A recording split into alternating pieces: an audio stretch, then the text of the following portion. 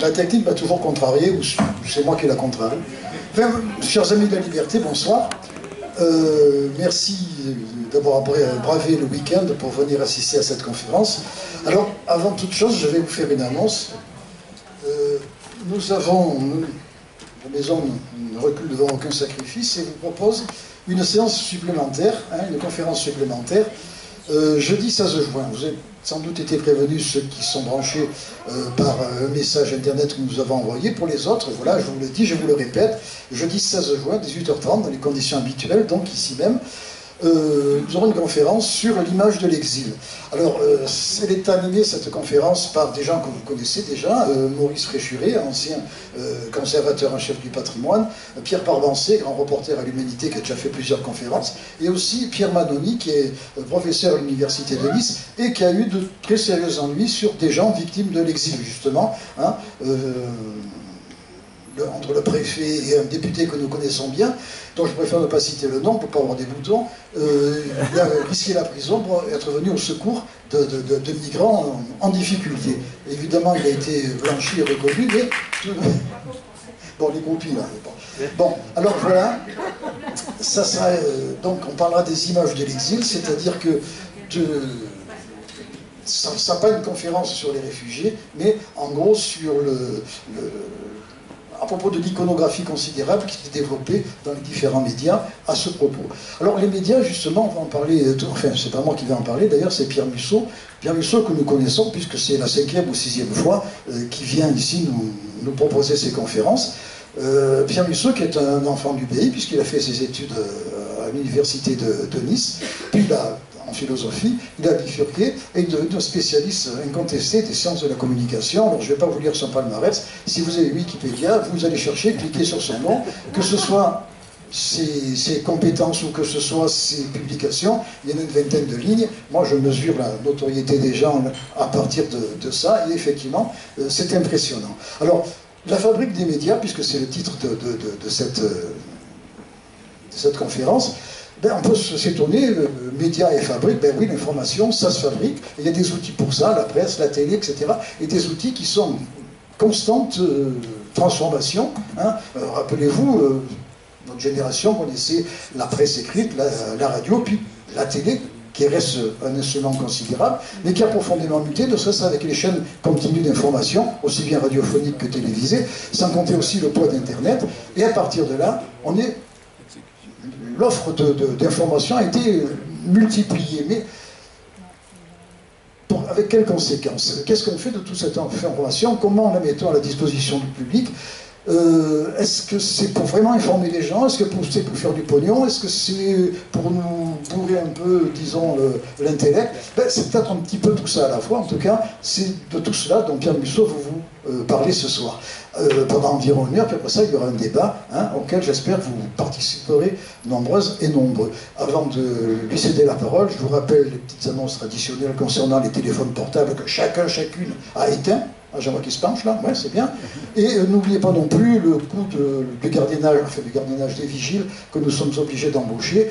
Et il y a une petite corbeille destinée à recevoir votre participation à nos frais. Voilà, je vous souhaite une bonne conférence.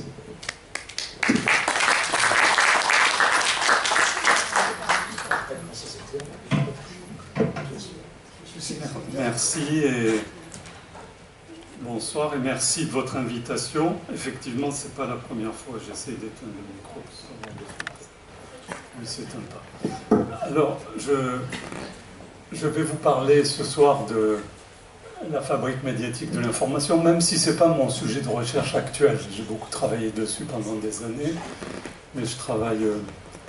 mes 2 derniers bouquins, il y en a qui ont été publiés chez Fayard, il y en a un qui s'appelle La religion industrielle, et le dernier qui s'appelle Le temps de l'État-entreprise, où j'analyse la relation, à partir de la relation entre Macron, Berlusconi et Trump. J'analyse la crise de la représentation politique.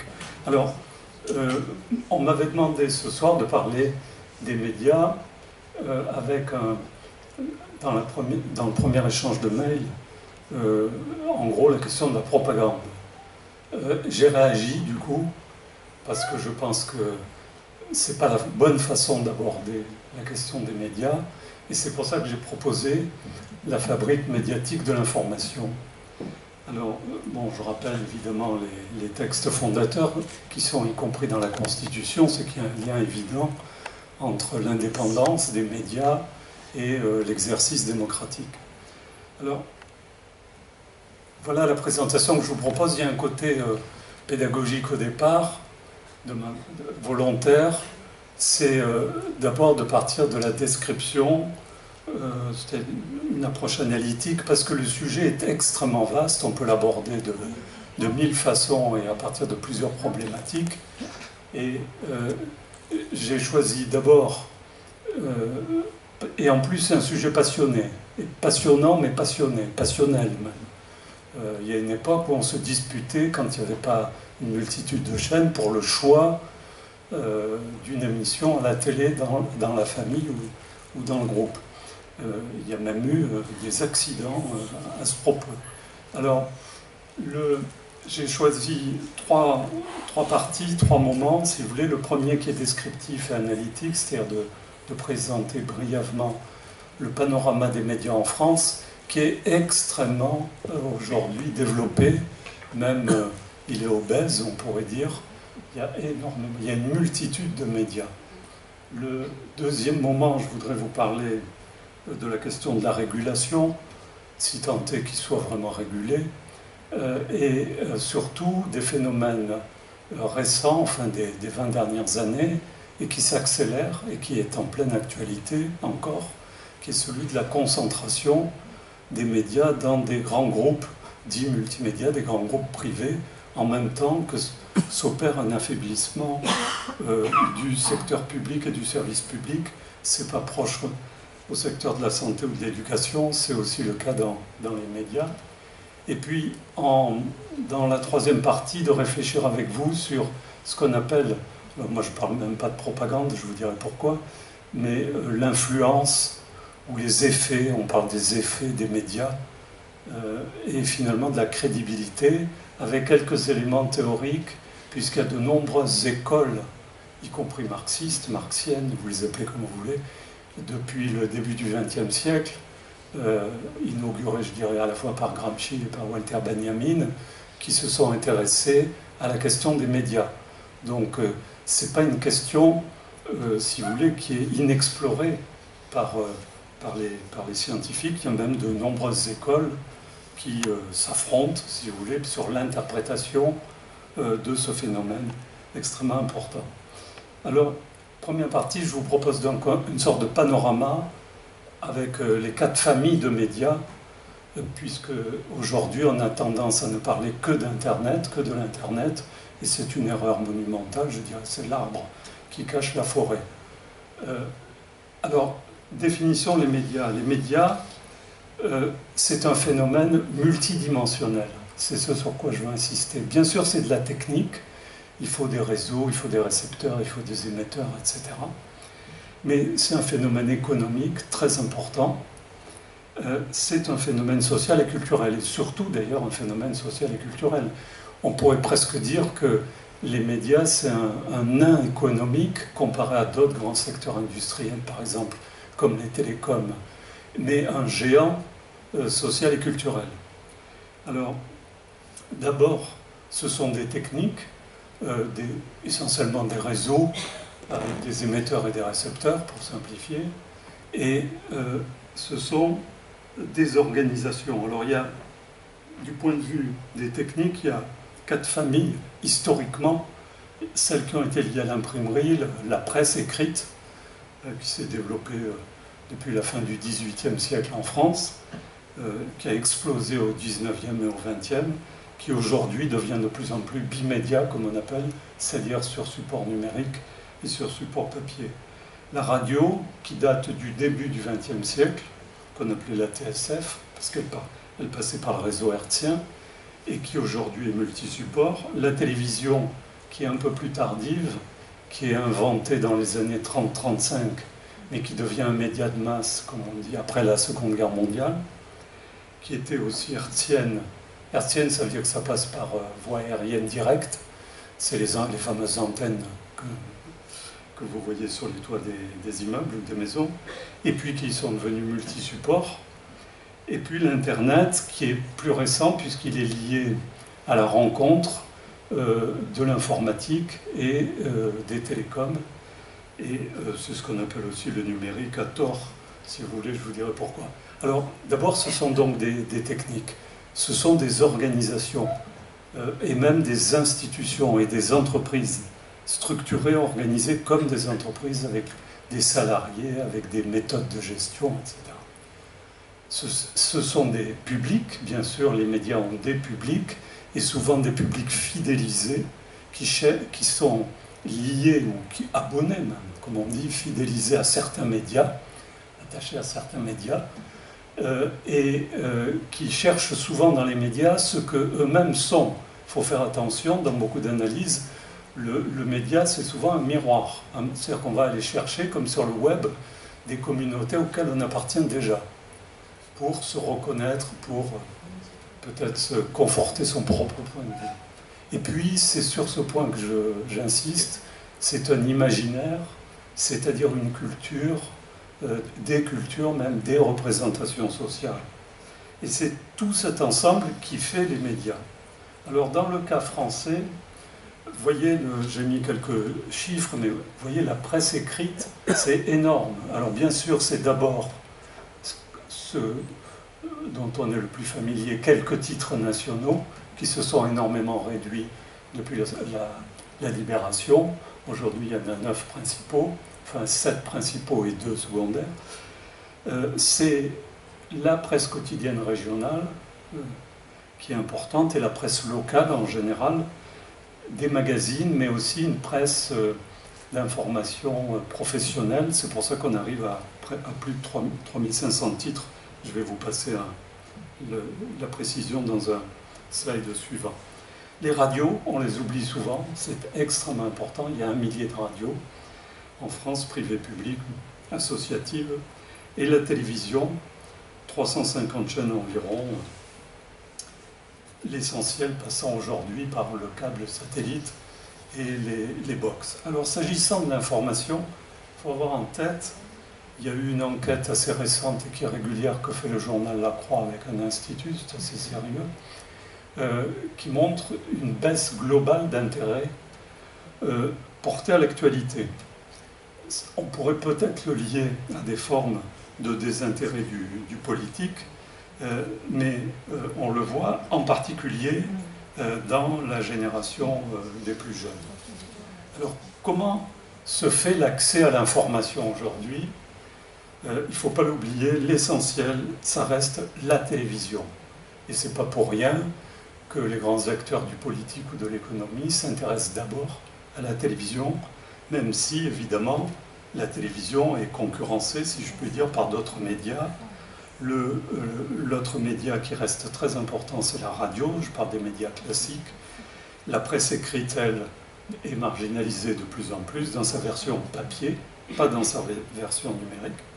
Et puis l'Internet. Mais vous allez voir, sur l'Internet, on retrouve beaucoup la reprise des 3 autres médias.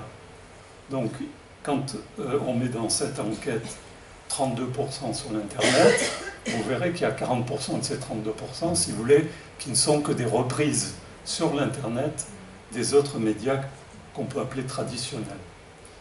Alors, la presse écrite, vous voyez ici, par rapport aux 9 grands titres nationaux et à la presse quotidienne régionale, en gros, qui occupe l'essentiel de l'accès à l'information générale, vous avez énormément de presse magazine et de presse technique et professionnelle et de presse nationale ou hebdomadaire d'information générale.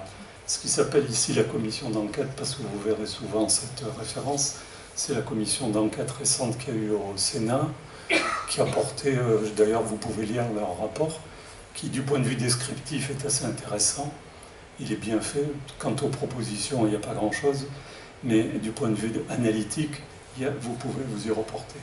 Alors si on regarde la presse nationale, sur les 9 grands titres, enfin il y en a 2 qui sont l'Opinion et la Tribune qui figurent pas ici, mais vous voyez là la diffusion, les 2 principaux titres de la presse quotidienne nationale en termes de diffusion, c'est Le Monde et Le Figaro. Si vous ajoutez le bimédia, c'est-à-dire le numérique, Le Parisien arriverait sans doute en meilleure place que simplement sur le côté papier. Alors tout de suite, les principaux actionnaires des 3 principaux titres, vous les voyez tout de suite, des 4 principaux titres, c'est le groupe Dassault qui a Le Figaro, mais c'est resté sa seule présence pratiquement dans les médias aujourd'hui. C'est le groupe LVMH de Bernard Arnault, qui est la première grande fortune française dans le luxe, et qui, lui, a plusieurs médias, dont Les Échos et Le Parisien. Et puis c'est le groupe, notamment Iliad de Xavier Niel, avec Pigasse et Kretinsky, qui a Le Monde, pour l'essentiel, qui le partage avec la société de rédaction. Alors, Xavier Niel est aussi devenu depuis peu le principal actionnaire de Nice Matin, du groupe Nice Matin. Si vous regardez la PQR, c'est-à-dire la presse quotidienne régionale, vous voyez là aussi qu'il y a un certain nombre de groupes qui sont très importants, notamment Rossel, Ebra et Ouest France, qui se partagent le territoire, en gros coupé on peut considérer en 7 morceaux, si vous voulez, et surtout Ouest France, qui est le premier quotidien, même s'il est régional, mais avec une très grande région qui va de la Normandie, si vous voulez, jusqu'à la Vendée, qui regroupe un certain nombre de titres, et Ouest France est le premier titre en termes de diffusion, à peu près avec 700 000 exemplaires quotidiens. Alors, voilà les 3 principaux groupes de la PQR, qui, avec leur actionnariat, qui est un actionnariat plus classique, et vous retrouvez la plupart des titres. Donc c'est Ebra pour le Grand Est, Ouest France, IPA Ouest, et le groupe Rossel dans le nord de la France. J'en viens rapidement à la radio. La radio, c'est le pôle public. Pour la presse, vous n'avez pas, évidemment, c'est le principe de la liberté de la presse, il n'y a pas de pôle public de la presse. Le principe, c'est la concurrence et l'indépendance de la loi de 1881. Dans l'audiovisuel, c'est-à-dire la radio et la télévision, au départ, c'est le monopole public. Et c'est un service public, je dis au départ, historiquement. Ensuite, ça s'est diversifié et ça a été dérégulé, comme on dit. Donc, le groupe Radio France reste, en termes d'audience en tout cas, le premier groupe. Et vous avez les autres groupes, là, privés, notamment Énergie, RTL, Lagardère. Et voilà l'audience actuelle. Bon, ça varie assez souvent, mais vous voyez que France Inter et France Info représentent quand même une part non négligeable, plus de 20% de l'audience moyenne. Si vous ajoutez d'autres chaînes comme France Culture ou qui font aussi de l'info, vous voyez que le service public garde encore une part importante. C'est d'ailleurs pour ça, à mon avis, qu'on est rentré dans une phase d'affaiblissement, notamment par le biais économique, du service public. Alors la seule chaîne vraiment info, c'est France Info. Alors pourquoi la radio reste importante? Parce qu'on écoute beaucoup la radio, en moyenne 2 heures par jour quand même, par individu. Parce que c'est dans la voiture en particulier, ou dans les déplacements, qu'on écoute la radio, et le matin en faisant sa toilette ou son petit déjeuner. Alors, le média dominant, c'est la télé, c'est le média de masse, et vous pouvez voir là l'évolution de 1974 à aujourd'hui, donc une cinquantaine d'années, où il y a une cinquantaine d'années, il y avait 3 grandes chaînes de services publics, qui étaient la 1, la 2 et la France 3, et que progressivement, à partir du 1er septennat Mitterrand, donc après 81, on a commencé à déréguler. D'abord avec Canal+, et puis à partir de 86, pendant la première cohabitation, encore plus largement avec la loi de 86, la loi Léotard. C'était une cohabitation Chirac-Mitterrand, et François Léotard était ministre de la Communication. Et le socle juridique de l'audiovisuel aujourd'hui reste celui de la loi du 30 septembre 86, donc qui a été fixé par l'équipe la plus libérale qui ait été au pouvoir dans les 40 dernières années. Ce qui veut dire que le principe qui s'applique en particulier dans l'audiovisuel, que ce soit la radio ou la télé, et en particulier dans la télé, c'est le principe de la concurrence, comme principe numéro un. Si vous regardez l'audience des chaînes, vous verrez pourquoi j'insiste là-dessus, c'est que, alors France Télévisions avec Arte reste, ça n'a pas toujours été le cas, il y a eu des moments où TF1 était beaucoup plus, TF1 même privatisé, regroupait à elle seule 40% de l'audience. Aujourd'hui, TF1 à elle seule est à peu près à moins de 25%. Le service public est à plus de 30% si j'ajoute Arte, France Télévisions. Mais il y a un projet en cours qui vise à regrouper, à fusionner TF1 et M6. Vous voyez tout de suite pourquoi. TF1 et M6, ça ferait 41%, ou les groupes, parce qu'il y a des chaînes de TNT complémentaires. Les deux groupes TF1 et M6 feraient donc tout d'un coup 42%, alors que France Télévisions se retrouverait avec même Arte à 30%. Donc on voit bien le but de la manœuvre, c'est que plus vous avez d'audience, et le groupe qui a le plus d'audience est celui qui récupère le plus de recettes publicitaires. Donc le but de cette fusion, je vais en dire un mot, c'est quand même non seulement évidemment de récupérer le maximum d'audience et donc de recettes publicitaires quasiment garanties pour l'ensemble TF1-M6, mais c'est surtout en même temps d'affaiblir le secteur public. Alors les chaînes d'information en continu, à part France Info, qui est service public, et qui est de création récente, comme vous savez, vous avez 4 chaînes principales, sur le modèle de CNN. C'est CNN qui, pendant la première guerre d'Irak, c'est l'armée américaine qui avait créé CNN, la première chaîne d'infos en continu à l'échelle internationale. Et ça s'est développé en France avec la TNT, mais en audience cumulée. Alors évidemment, sur l'info, elles sont très présentes, mais en audience cumulée, elles font à peu près 6,5%. Alors ça me semble essentiel parce que la télévision reste la première pratique culturelle dans beaucoup de pays, et notamment en France, puisque, comme vous le voyez là, malgré une baisse récente, mais si vous regardez la courbe sur longue durée, c'est une consommation, entre guillemets, de 3h30 par jour et par individu. Ce qui veut dire quand même 100 000 heures par an. 100 000 heures par an. Alors pour m'amuser, je disais à mes étudiants, grâce à l'hygiène et à la médecine au 19e, on vivait 400 000 heures dans sa vie. Aujourd'hui, on est passé à 700 000 heures et on a perdu, pas 100 000 heures par an, j'ai dit 100 000 heures dans une vie, pardon, 100 000 heures dans une vie, c'est-à-dire qu'on a troqué la position allongée pour la position assise. Un tiers de ce qu'on a gagné grâce à la médecine et l'hygiène, on le repère, si je puis dire, devant l'écran de télé. Et je n'ajoute pas les autres écrans.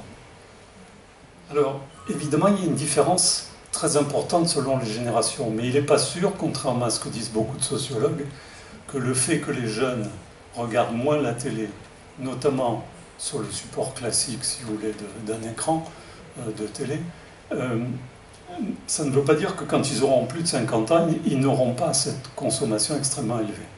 Aujourd'hui, les plus de 50 ans restent devant le poste, et c'est une vraie mesure. Hein. Si vous voulez, on reviendra sur la mesure d'audience. Ça ne veut pas dire le poste allumé et puis on va se balader. Hein. C'est des vraies mesures de présence devant l'écran. Alors après, on peut somnoler plus ou moins, ça, d'accord. Mais c'est 5h30 pour les plus de 50 ans, et en moyenne, c'est 3h30 par jour et par individu, c'est-à-dire 1000 heures par an. Alors l'Internet, dont on parle beaucoup, vous avez aujourd'hui, ça a démarré Internet, comme vous savez, il y a une trentaine d'années, et les réseaux sociaux ont démarré en 2005 à peu près, il y a un peu plus de 15 ans. 93% de la population a accès à l'Internet, la plupart via leur smartphone. Le smartphone, c'est quelque chose de très important, parce que c'est le seul objet très complexe, parce que dans un smartphone, vous avez un IBM 450. C'est une puissance de calcul qu'avait un ordinateur qui tenait dans un immeuble dans les années 60.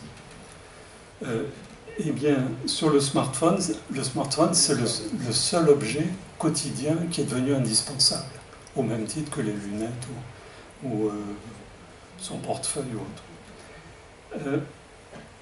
Alors, une grande part de ces utilisateurs du smartphone utilisent les réseaux sociaux, et en moyenne, on surfe 2h26, bon, mettons plus de 2 heures par jour et par individu. Donc, si vous cumulez avec la télé, vous voyez ce que ça fait devant les écrans. Et sur les réseaux sociaux, c'est à peu près un quart, un gros tiers ou un quart de ce temps global de surf sur les réseaux. Alors, si on regarde des sources d'informations, ce que je vous disais précédemment, sur Internet, puisqu'on parle toujours, enfin on parle trop à mon avis de l'Internet, alors on voit bien pourquoi, parce que c'est le média qui se développe, et vous voyez que l'info sur Internet, pour beaucoup, elle reprend la presse écrite, d'où les débats d'ailleurs avec Google, la rémunération des médias, etc., par les plateformes, mais aussi les infos des chaînes de télé ou d'autres médias. Donc la part proprement dite, quand on dit les réseaux sociaux font, ce qu'on entend beaucoup sur les plateaux de chaîne continue, font l'information, c'est très relatif, c'est à peu près un quart de l'usage qui est fait pour l'information sur le smartphone en particulier. Voilà à peu près le panorama décrit. Je voulais le faire pour insister sur un point sur lequel je veux insister maintenant, c'est le paradoxe qu'il y a dans ce paysage médiatique, si vous voulez, français, entre l'abondance, vous avez vu le nombre de titres, etc., de chaînes, l'abondance qui est due non pas au numérique, mais à la dérégulation, c'est-à-dire au processus de développement de la concurrence, en France et en Europe, bien sûr, et bien sûr à l'offre numérique, mais ce sont deux phénomènes entrelacés, le développement du numérique qui a permis par exemple les box, comme vous avez chez vous, et la dérégulation qui est un choix politique. Donc c'est la rencontre de ces deux phénomènes qui a commencé à se développer aux États-Unis dans le secteur des télécoms et de l'audiovisuel dès les années 70-80 et qui ensuite s'est développé en Europe à la fin des années 80. C'est pour ça qu'il faut regarder la question de la régulation et surtout aujourd'hui des concentrations. Donc le paradoxe, abondance, on peut dire ah oui c'est la plus grande diversité, sauf qu'il y a beaucoup de redondance. Vous pouvez zapper sur des chaînes et autres de radio ou de télé, vous verrez beaucoup de répétitions. Plus de médias peut équivaloir à moins d'infos, paradoxalement. Plus d'infos vaut moins d'infos. Tous les doctorants le savent, tous les chercheurs. Quand ils ont beaucoup d'infos, ils sont perdus.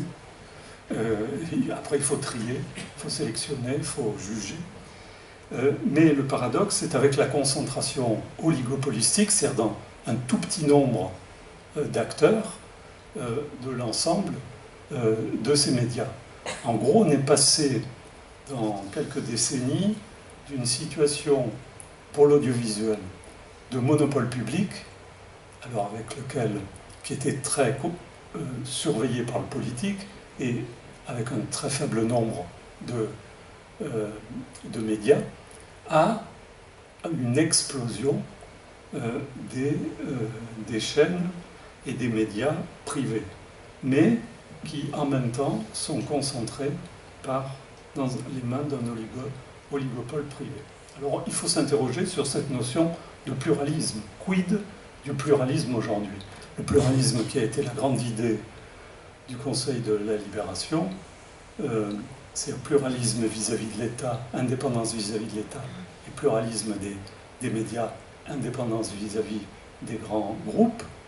C'était ça la grande idée du CNR, qui a été mise en œuvre plus ou moins, au moins à la Libération, à un moment, c'était l'indépendance vis-à-vis de l'État et vis-à-vis des groupes privés. Alors aujourd'hui, on a peut-être gagné une forme d'indépendance vis-à-vis de l'État, et encore, ça reste à démontrer, puisqu'il n'y a plus le monopole public, mais en revanche, on a une dépendance croissante à l'égard d'un certain nombre de groupes. Alors, hyper-concurrence d'un côté, oligopole de l'autre, je viens de le dire, et vous voyez, c'est ce que je viens aussi de vous indiquer, les regroupements à la fois de la PQR, de la TNT et des différents médias dans quelques fortunes du pays, dont une des caractéristiques, ça c'est très français, c'est que ce sont des opérateurs industriels qui ne viennent pas des médias. Par exemple, Bouygues, il est d'ailleurs toujours dans le BTP principalement. Arnaud, je l'ai dit, LVMH, c'est le luxe. Et ça, c'est une caractéristique très française. C'est-à-dire que ce sont des industriels qui ne connaissaient rien aux médias, si vous voulez, contrairement à d'autres pays comme l'Allemagne avec Bertelsmann ou même l'Italie avec Berlusconi, qui se sont construits largement dans les médias. Même si au départ, ils pouvaient venir d'ailleurs. Mais ils se sont spécialisés, ou RTL par exemple. En France, donc ça interroge beaucoup parce que ça veut dire que les médias, étant donné leur audience dans l'opinion, et même on peut dire les effets entre guillemets dans l'opinion, évidemment ça devient un moyen d'influence. Quand vous êtes un groupe de BTP, on voit bien le poids que vous avez avec TF1 par exemple, et que la force de négociation que ça vous donne avec en particulier les pouvoirs publics et les marchés publics. Alors le paradoxe, et lui-même le paradoxe que j'évoquais, c'est-à-dire concurrence, principe de la concurrence extrême, et en même temps essayer de garder une forme de pluralisme, il est inscrit dans la loi elle-même. Dans cette loi du 30 septembre 86, qui reste le socle juridique, elle a été modifiée 100 fois à peu près, la loi de 86, au gré justement des rapports de force, si je puis dire, et des gouvernements successifs, mais en 36 ans maintenant, elle a été modifiée 100 fois. C'était à peu près 3 fois par an. Alors elle a posé, comme c'était l'équipe Léotard-Longuet qui était à la manœuvre, le principe dit de la liberté de la communication, c'est-à-dire en fait le principe de la concurrence libre et non faussée, qui est le principe européen, tout en maintenant le caractère pluraliste de l'expression des courants de pensée et d'opinion qui est inscrit dans la Constitution. Alors, pour garantir ces deux principes, il y a deux autorités. L'autorité de la concurrence, qui est purement économique et qui donne des autorisations, et une autorité aujourd'hui unifiée, avant ça s'appelait le CSA ou d'autres termes, qui aujourd'hui s'appelle l'ARCOM, ça veut dire Autorité de régulation de la communication audiovisuelle et numérique. Cette ARCOM qui a été créée récemment par fusion du CSA, Conseil supérieur de l'audiovisuel et de l'ADOPI, c'est elle qui est censée veiller à cette espèce d'équilibre théorique entre ces deux principes qui sont tout à fait contradictoires. Alors qu'est-ce qu'il y a comme principe qui vise à limiter la concentration des médias, puisqu'en fait c'est la grosse question aujourd'hui. C'est la concentration dans des groupes privés. Alors voilà les 4 principales règles qui sont énoncées en haut, mais qui ont très peu d'effets pratiques, parce qu'évidemment les groupes peuvent s'arranger, si vous voulez, pour atteindre ces seuils assez facilement. Dans la presse, il y a une interdiction de se concentrer au-delà de 30% de la diffusion nationale totale, ce qui est quand même facile, de rester en dessous de 30%. Pour la radio, 20% de l'audience cumulée. Et pour la télévision, un même groupe ne peut pas avoir plus de 49% du capital et des droits de vote dans le conseil d'administration d'un même média. Et puis la règle dite des 2/3, qui est la même logique, mais avec une assiette qui est la population qui est couverte par la diffusion des médias, donc qui est différenciée à l'échelle nationale, régionale, en fonction des différents types de médias. Alors l'autorité de la régulation de la communication audiovisuelle, l'ARCOM, qui est ce gendarme, entre guillemets, donc qui a peu de pouvoir, mais qui peut quand même autoriser ou qui peut retirer des autorisations. Il est composé, vous voyez, alors on peut s'interroger beaucoup, c'est le principe des autorités indépendantes, c'est le mode dit indépendante, les autorités administratives indépendantes, c'est le principe, si vous voulez, importé largement de la réglementation nord-américaine, puisque la première autorité dans ce domaine, c'était la FCC, enfin qui existe toujours, aux États-Unis pour l'ensemble de la communication. Elle a été créée en 1933. Donc on a importé en Europe progressivement les modalités et les dispositifs juridiques de régulation qui existaient aux États-Unis.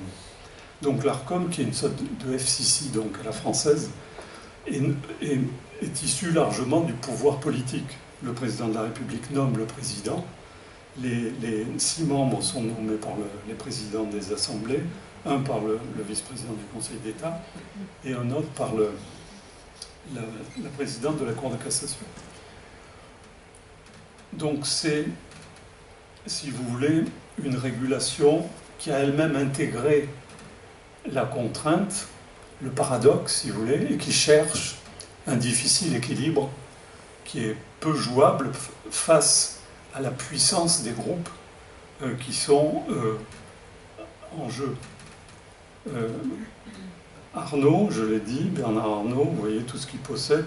Patrick Drahi, j'en ai parlé un peu moins, qui était présent dans les télécoms et qui a repris les médias que j'évoque ici.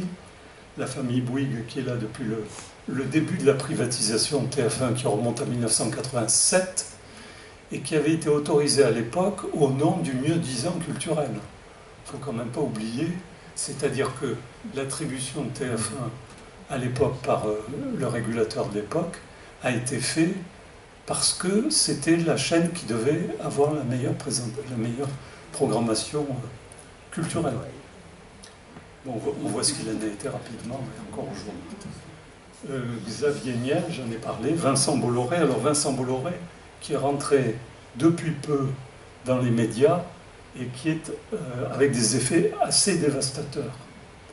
Et puis la famille Dassault et le magnat tchèque Kretinsky. Alors voilà, Bolloré, pourquoi je dis il est rentré il y a peu, mais surtout de façon brutale. Il venait comme les autres industriels d'autres secteurs d'activité. Et d'abord, il a racheté Vivendi, ou ce qui restait de Vivendi, ce qui lui a permis notamment de contrôler ce qui est au centre du tableau, Havas. Havas, c'est-à-dire tout le secteur de la publicité.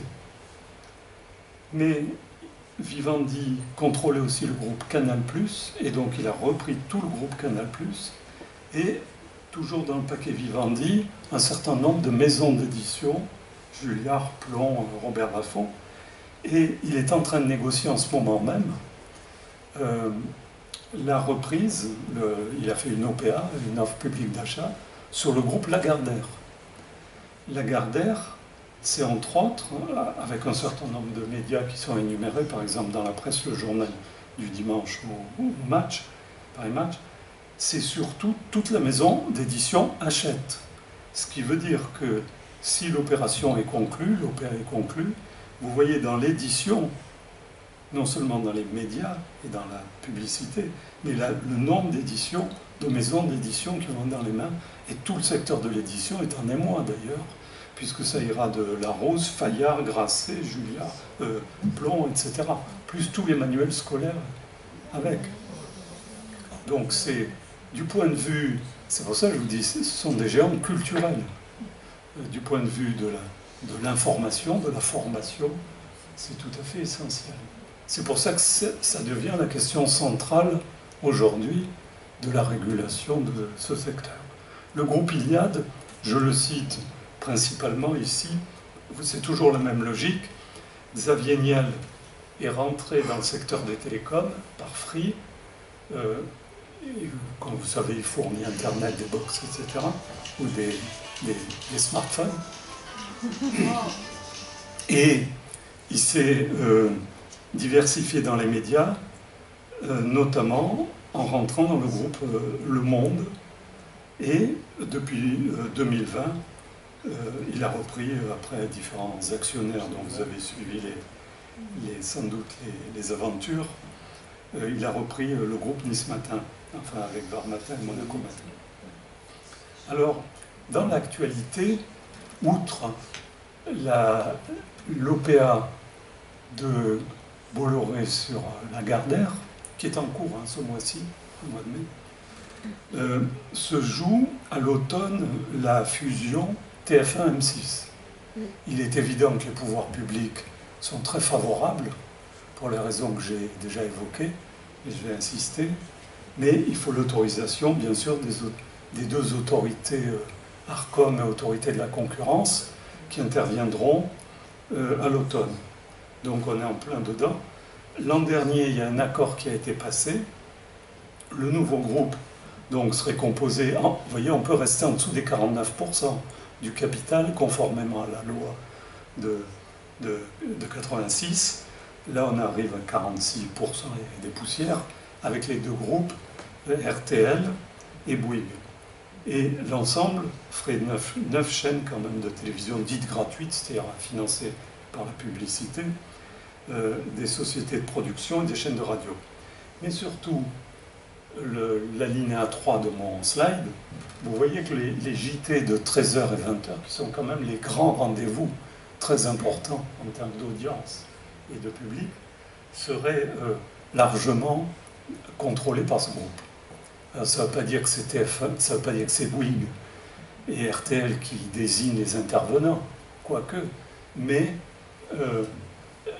j'y viendrai tout à l'heure, il y a des directions, il y a une autonomie plus ou moins forte des sociétés de rédaction, mais ceci dit, évidemment, le pouvoir d'influence de ces groupes, y compris dans leur chaîne, est très important. Donc ça ferait un groupe qui aurait plus de 41% d'audience cumulée, et donc largement devant le service public, qui est le pôle de référence encore aujourd'hui. Et vous voyez qu'avec 41% d'audience, vous avez 75% de l'audience, de la publicité, pardon. 75% de la publicité, ça veut dire que vous garantissez un chiffre d'affaires au groupe TF1 et M6. Puisqu'on connaît les recettes publicitaires du marché, je vais vous les indiquer, mais vous leur garantissez 75%, c'est pratiquement un chiffre d'affaires garanti. Puisque regardez l'évolution des recettes publicitaires en France. Vous voyez que la télévision, c'est la ligne rouge. Ici, c'est 3,5 milliards à peu près de recettes publicitaires annuelles. Vous leur garantissez 75%, c'est-à-dire 2,6 milliards de chiffre d'affaires, mécaniquement. Vous voyez évidemment aussi ici les difficultés de la presse, puisque la presse reçoit de moins en moins de recettes publicitaires, et évidemment l'explosion par le biais des plateformes, l'explosion des recettes publicitaires sur l'Internet, par le biais des plateformes, c'est essentiellement Google ou Facebook, donc en plus qui sont extra-territorialisés, si je puis dire. Et ce qui met donc en difficulté tous les médias. D'ailleurs, c'est le discours de TF1 et M6, c'est de dire « Oh là là, il y a les grandes plateformes, donc on va tous mourir. » C'est pour ça qu'il faut nous fusionner. Et c'est assez habile, c'est du Nicolas de Tavernos, comme faisait Patrick Lelay avec TF1. Leur récit est très, très élaboré. Parallèlement, vient d'être confirmée par le président de la République la suppression de la redevance. Alors cette mesure est apparemment une mesure pour le pouvoir d'achat. Malheureusement, c'est quasiment la déstabilisation, pour ne pas dire la quasi-fermeture d'une grande partie des médias publics. Donc c'est de toute urgence, il me semble, quelque chose sur lequel il faut intervenir, parce que aujourd'hui c'est 3,7 milliards. 3,1 milliards parce qu'il y a 600 millions qui sont de la compensation, mais de la compensation des exonérations de la redevance. Donc 3,7 milliards, vous voyez, vous supprimez ça du jour au lendemain. Alors évidemment, on verra comment sera remplacé, puisqu'il est annoncé un remplacement, mais enfin, on a vu, les collectivités locales ont vu ce qu'on leur avait garanti sur le remplacement de la taxe d'habitation. Et surtout, quelle indépendance, puisque si c'est garanti par une loi de finances annuelle et des lois de finances rectificatives, vous rentrez dans le budget général, où la contrainte aujourd'hui est extrêmement forte de réduction des dépenses, et donc quand il faudra financer, mettons, le régalien, je veux dire, par exemple la défense, parce qu'on est en période de tension internationale, ah ben on dira, ben, on ne va pas financer plus la télévision publique, etc. Donc vous voyez, non seulement il y aura un problème de financement, mais il y aura un problème d'indépendance au gré des majorités parlementaires et des contraintes budgétaires générales. Et surtout, vous dissociez le public du service public de son média. Donc c'est une mesure terrible pour l'audiovisuel public, puisque d'un côté, vous allez avoir un renforcement des fusions TF1-M6, probablement, pour l'instant, ça sera décidé à l'automne, et de l'autre, un affaiblissement financier, budgétaire, du service public. Sachant que le service public, voilà la répartition des recettes, puisque vous avez, ces 65% va à France Télévisions, mais vous avez aussi la radio, Radio France, il ne faut pas oublier, c'est-à-dire qui aujourd'hui sont en tête de l'audience, comme je vous ai dit, France Inter, France Info, mais aussi France Musique ou France Culture, et puis aussi les autres Arte ou l'Institut National de l'Audiovisuel. Donc vous voyez, c'est une mesure apparemment 138 €, on se dit, oh, bon, pour les ménages, évidemment, c'est pas négligeable, mais du point de vue global, on pense que c'est secondaire, et en fait, c'est extrêmement difficile. Alors, est-ce qu'on va revenir sur la suppression de la pub, par exemple, après 20 heures? Vous savez qu'on a supprimé la pub, ce qui permet quand même de voir un film sans avoir 6 coupures au milieu, quoi, ou une série. Bon, alors, peut-être qu'il y aura un retour de la pub, mais à mon avis, il sera très marginal, et j'en suis pas sûr, parce qu'il faut garantir les fameuses ressources de TF1 et de M6. Donc le plus probable, ce sera un mécanisme au départ de compensation budgétaire, et qui au fil du temps va se réduire comme peau de chagrin.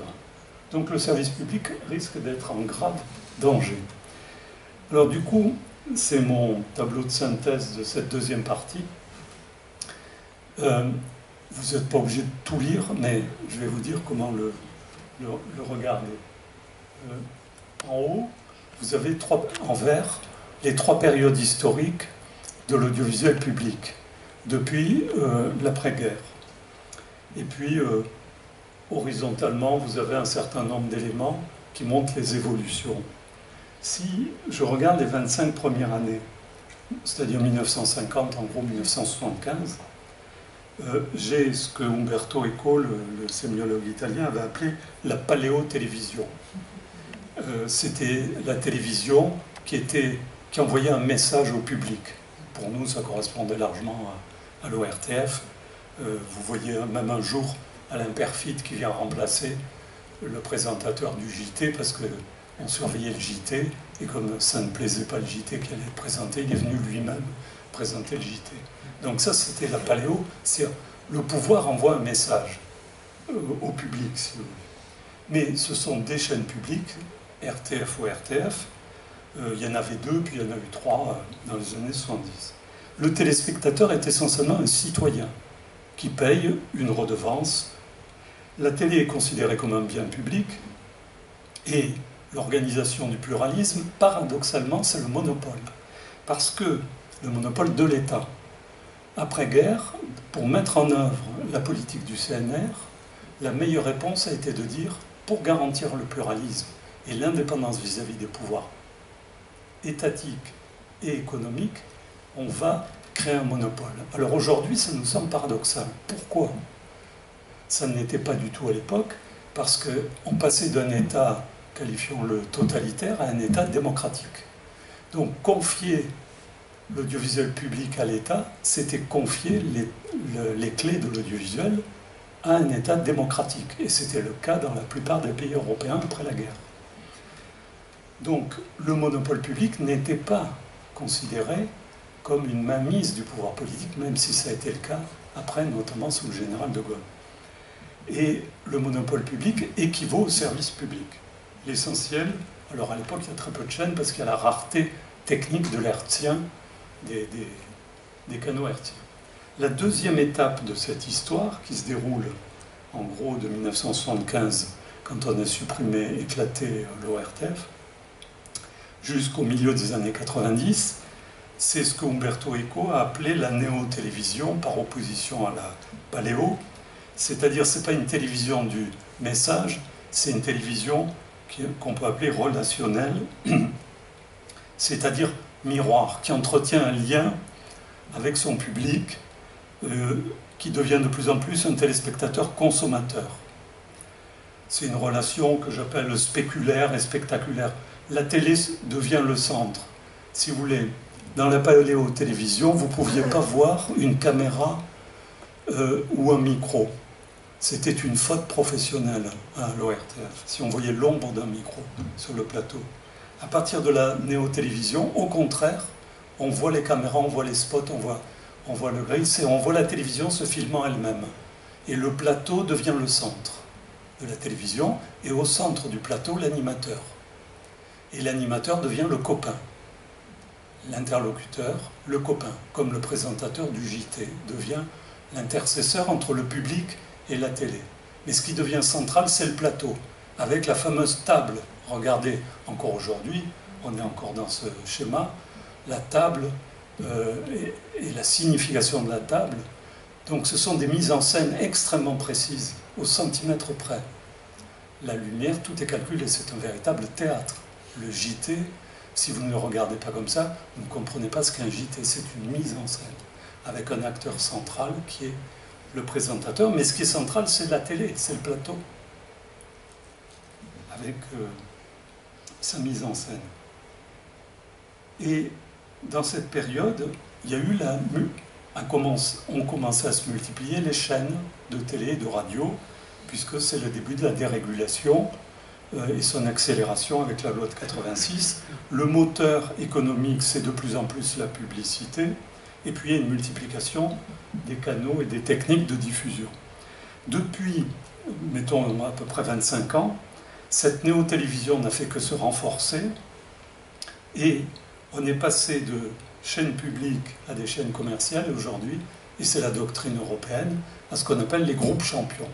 C'est le discours du président de la République et du gouvernement. Vous allez entendre ce terme pendant des mois, dans les mois à venir. Il faut qu'on forme des groupes champions européens. D'où TF1 M6, d'où Bolloré, Lagardère, etc. Le téléspectateur, c'est de moins en moins un citoyen, un consommateur, et de plus en plus un client qui paye. Donc une banalisation, si vous voulez, de l'économie, d'où aussi la suppression de la redevance. C'est-à-dire la télévision ou la radio, tous les médias deviennent un service. Et on paye un service comme on paye tout autre service. On voit une évolution du pluralisme. Au début, c'était le monopole d'État. C'est devenu la pluralité des acteurs. Pluralisme égale pluralité. Et aujourd'hui, pluralisme égale concurrence. Concurrence libre et non faussée. Doctrine européenne. Ce qui veut dire que dans le même mot de pluralisme, vous voyez qu'on peut mettre monopole, au départ, monopole d'État, pluralité et in fine concurrence, voire hyper-concurrence, comme je l'indique. Alors, dernière partie, un quart d'heure, la crédibilité des médias et quelques approches critiques, quelques approches théoriques critiques, y compris pour me défaire de ce que j'entends beaucoup, y compris dans les milieux démocratiques, pour les qualifier comme ça, à gauche, si vous voulez, la façon dont fonctionneraient les médias, c'est-à-dire presque de la propagande, du complotisme, de la manipulation, etc. Je pense que ça ne permet pas, toutes ces approches ne permettent pas de comprendre comment fonctionnent les médias. C'est beaucoup plus subtil et complexe que ça, beaucoup plus.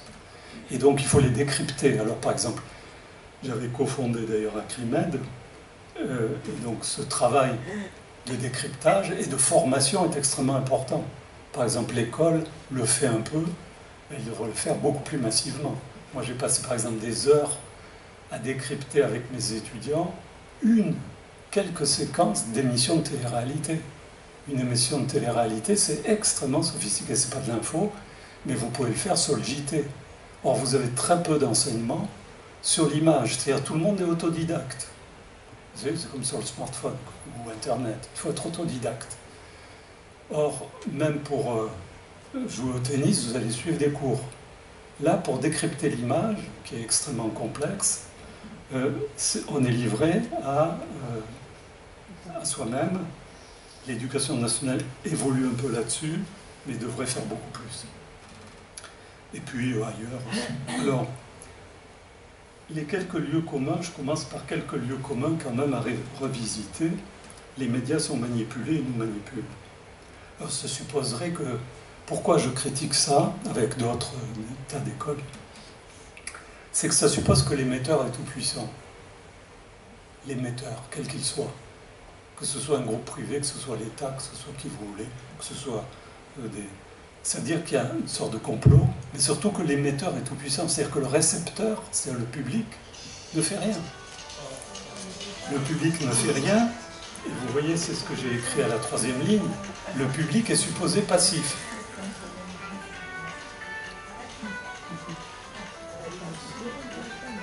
C'est en haut à droite. Et vous pouvez mettre le mode silence. Alors, si l'émetteur est tout puissant, ça veut dire que les publics sont passifs. Alors, évidemment, physiquement, vous pouvez être passif au sens où vous êtes installé devant votre télé dans un bon fauteuil, admettons. Mais quand même, on réfléchit, on regarde, on interprète, on discute éventuellement autour de nous, etc. Donc l'émetteur, le récepteur n'est absolument pas passif. Donc ce qu'il faut, c'est interroger la relation entre les émetteurs et les récepteurs. C'est ce à quoi se sont employées toutes les théories des médias, notamment depuis plus de 50 ans.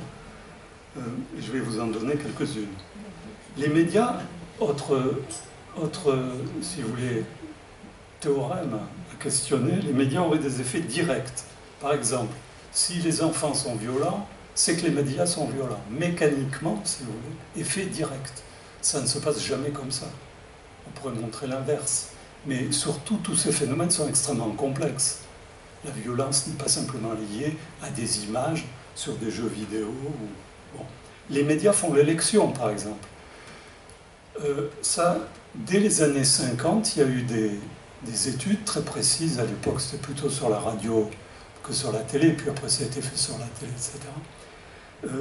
Pour mesurer justement les écarts entre, par exemple, la part de diffusion de chaque camp, dans la campagne électorale américaine en particulier, dès les années 50, et puis les résultats électoraux. On a très vite constaté qu'il y avait énormément de médiation, si je puis dire, d'intermédiaires. Les partis, les associations, les groupes, etc. C'est-à-dire que le vote se fait par appartenance sociale à des groupes, à des partis, à des assos, à des discussions, à l'espace public, etc. Les médias jouent un rôle, évidemment, dans cet ensemble. Mais cet ensemble est complexe, il n'y a pas un effet direct qu'on a appelé la théorie de l'aiguille hypodermique. C'est-à-dire comme si on vous mettait un vaccin, puisque c'est en ce moment, si je puis dire, l'obligation, mais les médias, ce n'est pas de l'info ou autre programme qu'on vous met comme une aiguille hypodermique. Et puis les journalistes sont instrumentalisés aux ordres, etc. Je dis juste un mot sur les journalistes parce que je crois qu'il faut rétablir... je sais pas, il va venir après. Voilà, c'est ici. Un mot sur les journalistes, parce que quand même, il faut savoir qu'il y a 34 000 journalistes en France, ça baisse d'ailleurs, qu'une grande partie, 20% à peu près sont pigistes, et que près de 30% sont dans la précarité ou ont connu la précarité. Et qu'avec les donc c'est une profession, parce qu'on réduit les journalistes, vous voyez, aux vedettes. C'est comme au cinéma, si vous comptez que les grandes stars. Donc si vous réduisez les journalistes aux présentateurs du JT, ou aux présentateurs de France Inter, etc., d'accord, mais c'est une poignée, c'est même pas 1%. Donc les concentrations accentuent en ce moment la pression sur même les effectifs, et notamment dans la presse écrite. Ce sont des salariés qui ont obtenu un certain nombre de garanties, mais très peu, notamment la clause de conscience qui est évoquée ici dans la loi Brachard en 1935. Donc je crois qu'il y a un point central pour les journalistes et pour les publics, c'est de garantir l'autonomie des sociétés de rédaction. Qu'est-ce que c'est? Ce sont par exemple, quand vous avez un JT sur une chaîne, derrière, vous avez une société de rédaction. Et le présentateur ou la présentatrice a travaillé collectivement ce qui va être dit. D'ailleurs, c'est déjà au prompteur, hein, puisqu'ils ne font que lire. Donc, ce n'est pas le journaliste qui, même s'il ne vous plaît pas, vous avez vu ce qu'il a dit, ça résulte d'un travail collectif et de la société. Tout le problème, c'est l'indépendance de la société de rédaction par rapport à la direction de l'information. Donc, c'est ça le problème dans les médias. Pour les journalistes aussi, c'est un problème, pas pour le public. C'est en quoi la direction du titre du média garantit une forme d'indépendance, de respect de la déontologie et de l'éthique de la profession par rapport à la pression des actionnaires et par rapport au respect à la fois de la déontologie et des publics. Et ça, là encore, c'est difficile et c'est bien souvent peu respecté quand vous avez des puissances économiques telles que celles que j'ai évoquées. Alors les médias fonctionnent en fait avec 3 types de ce qu'on a appelé en sociologie des médias des contrats. Si vous voulez, des contrats implicites, évidemment, il n'y a pas un contrat écrit entre le public et les médias, ou un public et son média, puisque les médias ont souvent un public dominant. C'est la crédibilité, c'est-à-dire est-ce que c'est vraisemblable. La question, c'est pas est-ce que c'est vrai, c'est pas est-ce que c'est vrai. Chercher la vérité dans les médias, ça sert à rien. La vérité, vous pouvez en trouver partiellement peut-être en science, et encore, puisque ce sont des hypothèses à vérifier. Mais la vérité, ça n'existe pas vraiment. Ce qui existe, c'est la vraisemblance. Est-ce que ça ressemble à la vérité? Alors, quelle est la garantie? C'est l'authentification des sources, ce que font les journalistes, justement, ce que ne font pas certains médias, par exemple les réseaux sociaux. C'est l'investigation, et là, la capacité d'investigation est essentielle, et c'est la déontologie professionnelle des journalistes, donc leur formation, leur éthique, etc. Bon, il y a un élément qui est le spectacle. Je vais vous parler de la mise en scène, par exemple, du JT, très importante. Et puis il y a l'empathie, c'est-à-dire la connivence, comme l'a appelé Bourdieu, la connivence, l'espèce de complicité qui s'établit entre le média et son spectateur. Il y a une anecdote que rapporte Umberto Eco sur la RAI en Italie, quand elle a changé de statut. Et dans le courrier des spectateurs, ils ont reçu plein de lettres dans lesquelles les spectateurs disaient « J'ai bien vu que la présentatrice me regardait moi dans les yeux hier soir ». Et c'est ça la télévision relationnelle, c'est-à-dire le regard direct, la relation, cette espèce d'empathie, de connivence, d'où toutes les mimiques que fait et qui sont fondamentales le présentateur de télé. C'est-à-dire il faut regarder son visage et vous allez voir, ce sont toutes les mimiques, et c'est là que se joue le vrai discours, au-delà du message qui est rapporté, c'est-à-dire de complicité, connivence. Le plus grand, et qui sert d'ailleurs à former les journalistes, c'était le général de Gaulle. Le général de Gaulle a ouvert cette espèce de connivence et d'empathie, alors qu'il était très âgé, mais il avait un art de la mise en scène extraordinaire. Et donc c'est lui qui a créé, et il reste une référence pour la formation de journalistes. Donc créer une fidélité, une fidélisation du public. Alors, l'info, voilà comment elle est vue, ce sont toujours l'étude récente du journal La Croix avec un cantar public. La crédibilité des médias. Vous voyez que c'est quand même les médias classiques, traditionnels, qui gardent en France la plus forte crédibilité en matière d'information. Donc ça reste quand même la télé, parce que la télé étant le premier média, même avec 44% de crédibilité, entre guillemets, moins que la radio et la presse, ça reste la source numéro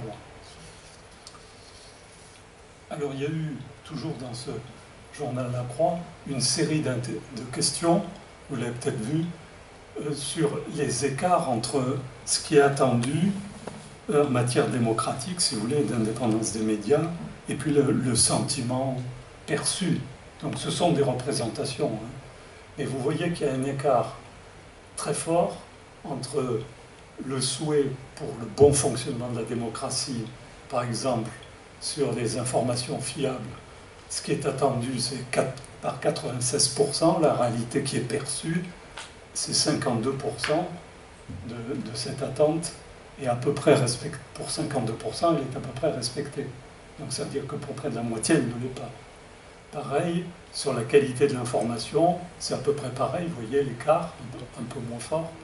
Pareil sur l'indépendance du pouvoir politique, l'écart est le même à peu près. Et puis pareil sur l'indépendance par rapport au pouvoir économique. Donc il y a une très grande lucidité, même si c'est des représentations, il y a une très grande lucidité du public en France. Donc on ne va rien lui révéler en allant lui dire, voilà la vérité, c'est qu'il y a des concentrations, ou un poids du politique, vous voyez. Donc c'est sur notre terrain qu'il faut aller pour porter la critique beaucoup plus finement des médias. Alors le pouvoir d'influence, je vous donne quelques exemples pris dans les travaux de la sociologie des médias de ces dernières années, enfin des 50 dernières années. Par exemple, la fonction d'agenda est beaucoup plus importante que l'information directe. C'est-à-dire, ce qui est important, c'est ce à quoi on doit penser. C'est le thème. C'est pas ce qui va être dit sur tel thème. Voilà pourquoi il faut penser à cette histoire de Burkini à la piscine de Grenoble. Pourquoi ça devient ce à quoi il faut penser. La fonction d'agenda. C'est central. Après, le débat interne sur le Burkini, autorisé ou pas à la piscine de Grenoble, à la limite, on s'en fout. Mais c'est mis à l'agenda. Voilà. C'est ça la fonction d'agenda. L'autre élément, c'est donc il y a toute une théorie de l'agenda setting, la fonction de cadrage. C'est l'angle sous lequel un sujet est abordé. Et c'est très important parce que les médias, non seulement sont ordonnateurs, mais ce qui compte, c'est le récit qu'on va faire sur la durée. Je vous donne l'exemple de la guerre en Ukraine. C'est au bout d'un moment, le récit qui va être fait depuis le 24 février, qui va s'installer, c'est-à-dire donner une cohérence au récit. Et chaque média va trouver un récit, un storytelling, de manière à fidéliser son public. Et donc, si on dit il y a le mauvais Poutine, le bon Zelensky, ou l'inverse, le pauvre peuple ukrainien et le vilain dictateur, ou je ne sais pas comment, peu importe, voilà le récit. Et il va être simplifié, répété tous les soirs, ou tous les midis, peu importe. Donc, c'est ça, cette fonction de cadrage, et je peux vous donner sur le même événement une approche radicalement différente.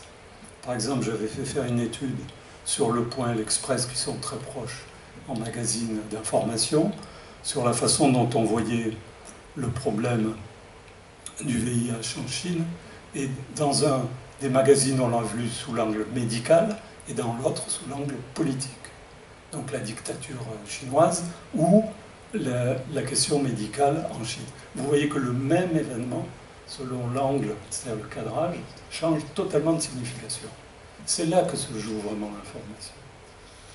La fonction d'amorçage, ce sont les critères d'évaluation choisis. C'est ce que je viens de vous dire, c'est cadrage et amorçage. C'est est-ce que je vais regarder la guerre en Ukraine sous l'angle, par exemple, humain, les conséquences pour le peuple ukrainien, les familles, etc. Ou est-ce que je vais le regarder sur le plan géopolitique, ou est-ce que je vais le regarder sous l'angle de l'industrie de l'armement, j'en sais rien, etc. Et puis, ce qui est commun, et sur lequel s'attardent de plus en plus les travaux, c'est la captation de l'attention. Pourquoi ? Parce que, alors ça avait été dit par le fameux Patrick Lelay à propos de TF1, le temps de cerveau disponible. Pourquoi ? Parce que la captation de l'attention, je vous ai dit 3h30 en moyenne pour la télé, plus de 2 heures pour les réseaux, le surf, vous ajoutez, etc. Ça devient la première pratique sociale et culturelle dans tous les pays. Les médias, les écrans. Donc, la captation de l'attention, derrière, évidemment, c'est de la pub ou c'est de la data, de plus en plus, c'est-à-dire de la captation de données. Aujourd'hui, par exemple, vous regardez même un écran dynamique dans la rue, il y a de plus en plus, alors normalement c'est interdit, mais il va y avoir de la captation de données. Est-ce que vous avez regardé ou pas? Et ça va être traité par des algorithmes. C'est ça la fameuse intelligence artificielle. C'est pas du tout de l'intelligence, c'est de la captation en permanence de données. Par exemple, quand vous surfez sur Internet, traitées par des algorithmes très puissants qui font des corrélations, quelquefois absurdes, mais peu importe, et qui font des corrélations. Donc, qui peuvent faire des propositions, comme vous le voyez tous les jours en surfant sur Internet. Alors, les approches par la propagande que j'ai critiquées n'ont été dominantes pour rendre compte des médias que dans les périodes de guerre, aussi bien dans l'ex-URSS qu'aux États-Unis. Mais on peut parler de propagande, si vous voulez, en période de grands conflits, où il y a deux camps. Évidemment, les deux camps défendant leur propre point de vue. Et ça a même été théorisé par un peu ce qu'on a appelé le modèle classique canonique d'interprétation de l'information, qui est de répondre à ces 5 questions. Qui dit quoi, par quel canal, à qui, avec quel effet.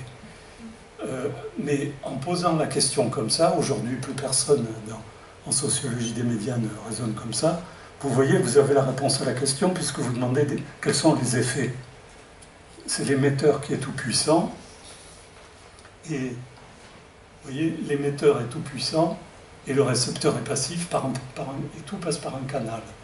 Donc toutes les théories se sont appuyés sur ce schéma qu'un auteur a appelé le schéma canonique de la communication et de l'information, dans lequel soit on donne la priorité à l'émetteur, et on va parler de théorie de l'aliénation, de la manipulation, de ce que vous voulez, des effets des médias, soit vous vous appuyez sur le canal, c'est-à-dire le passage, le média lui-même, c'est toutes les théories de McLuhan qu'a revisité par exemple Régis Debray avec la médiologie, ou alors, ce qui est de plus en plus important aujourd'hui, ce sont toutes les théories de la réception, c'est-à-dire que font les publics, que font les individus qui utilisent les médias, des informations qu'ils reçoivent à travers les médias. Ce qui est important aujourd'hui, c'est que la question des effets directs, c'est une question qui n'est plus traitée parce qu'elle est considérée comme étant résolue, tout passe par des intermédiaires de plus en plus complexes. Alors, quelques théories récentes, si vous voulez, des 30 dernières années, vous trouvez les bouquins encore en librairie ou en bibliothèque. Celle de Lucien Sfez, un bouquin de critique de la communication, que je connais par cœur parce que c'était mon directeur de thèse. Et j'ai fait pendant des années ses cours à la Sorbonne sur ce bouquin, entre autres. Et ce qui est intéressant, c'est la proposition du concept de tautisme qui apparaît là, qui est un néologisme qui contracte 3 termes, qui contracte tautologie, autisme et totalité. Et je crois qu'il est intéressant pour comprendre le fonctionnement global des médias aujourd'hui. Tautologie, c'est que les médias fonctionnent à la répétition. Par exemple, le titre du Monde de cet après-midi va donner la plupart des titres ce soir des JT, etc. Et la une de l'info demain sur la radio ou d'un certain nombre de titres de la presse nationale ou régionale. Donc, répétition. Répéter, pourquoi? Parce que ce phénomène circulaire de l'information permet de prouver, c'est ça l'implicite. Si je répète, je prouve. La vérité, je vous ai dit, il n'y a pas de vérité. J'ai parlé de vraisemblance. Mais quelle serait la preuve? C'est que tout le monde le dit. Tous les médias le disent. Donc, par la répétition, c'est la preuve. Donc, tautologie. Tautologie, répétition. Autisme, c'est-à-dire enfermement. Enfermement dans cette circulation circulaire, comme dit Bourdieu, de l'information, répétée à satiété. Et totalité, parce qu'elle est englobante, pensez bien que ça fait toutes les conversations. Les 3/4 des conversations que vous avez dans la journée vont être référées, pour beaucoup, aux médias. Vous prenez un taxi, vous parlez de trucs, vous allez voir vos copains au troquet, ils vont vous parler « Ah, t'as vu ce qu'a dit ce matin ?» Je ne sais pas quoi, France Info, tout ça. Donc, vous voyez, ce côté englobant et enfermant, d'où l'autisme. Alors, quelques écoles marxiennes, marxistes, marxoïdes, vous les appelez comme vous voulez. Les 2 pionniers, ça a été Antonio Gramsci, qui n'apparaît pas là, et Walter Benjamin, qui lui est un des pères de l'école de Francfort. Mais il y a un éminent spécialiste dans la salle de l'école de Francfort. Mais je résume évidemment, mais le bouquin de référence est notamment La dialectique de la raison de Adorno-Horkheimer, qui avait, comme ils ont été émigrés aux États-Unis pendant la Seconde Guerre, ils ont découvert Hollywood et les médias américains. Et donc ils ont fait un travail sur ce qu'ils ont appelé les industries culturelles. Alors ils ont appliqué quand même le schéma tayloriste et fordiste de la production aux médias. C'est-à-dire les médias fonctionnent comme les grandes chaînes de production de Ford, etc. Mais c'est assez intéressant, disant finalement que l'individu est objet de l'industrie. Donc ils mettaient l'accent sur les groupes, justement, sur l'économie, plus que sur simplement le pouvoir politique. Comme ils valorisent l'émetteur par rapport aux théories que je vous ai présentées, ils ont une philosophie, un concept d'aliénation et même de manipulation, de formation des masses par l'industrie culturelle sur le modèle fordiste qui produit des automobiles, y compris pour ses salariés. Chez Ford, vous pouviez choisir la couleur de votre voiture à condition qu'elle soit noire. C'était un slogan de Ford. Et le dernier qui a développé la dernière contribution actuelle encore, puisqu'il est toujours vivant, très âgé, c'est Habermas, avec notamment sa théorie de l'agir communicationnel et de l'espace public, où il a parlé d'espace public à propos notamment des salons des Lumières au XVIIIe siècle.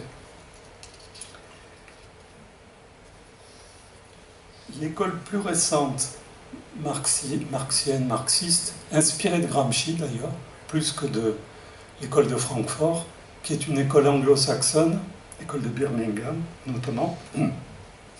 C'est une école britannique qui est très intéressante, qui s'est surtout attachée à la télévision d'ailleurs, pour considérer que les médias sont des institutions, des techniques, d'accord, mais culturelles. C'est-à-dire qu'ils ont insisté sur la production d'un ordre culturel, d'un imaginaire, d'une forme culturelle. Et ce qui est intéressant en particulier chez Stuart Hall, c'est qu'il n'est plus comme l'école de Francfort sur l'émetteur tout-puissant qui manipule et aliène, mais il est sur la relation entre l'émetteur et le récepteur. C'est-à-dire, l'émetteur donne une information qu'il codifie, si vous voulez, dans laquelle il fait un récit, mais le récepteur va le décoder, l'interpréter, le réinterpréter. Donc c'est une relation, et pas simplement un émetteur tout-puissant. La critique des médias de Bourdieu est assez intéressante. C'est un petit bouquin. Il n'a pas beaucoup écrit sur les médias, mais ce bouquin qui concerne la télé, c'est d'ailleurs des émissions qu'il avait présentées à la télé, est assez intéressante, puisqu'il montre combien les médias cachent en montrant. Cachent en montrant, c'est-à-dire, c'est toujours les fonctions de cadrage que j'évoquais, et d'agenda, ou d'amorçage. C'est sa façon, lui, de le dire. Par exemple, de rechercher le spectaculaire. On ne va jamais parler des banlieues au quotidien, mais dès qu'il y a une voiture qui brûle dans les banlieues, il y a toutes les télés et toutes les radios. Donc ce qui compte, c'est le sensationnel ou la dramatisation. On ne va pas parler du chat écrasé, sauf si c'était, je ne sais pas quoi, un terroriste qui aurait tué le chat en question.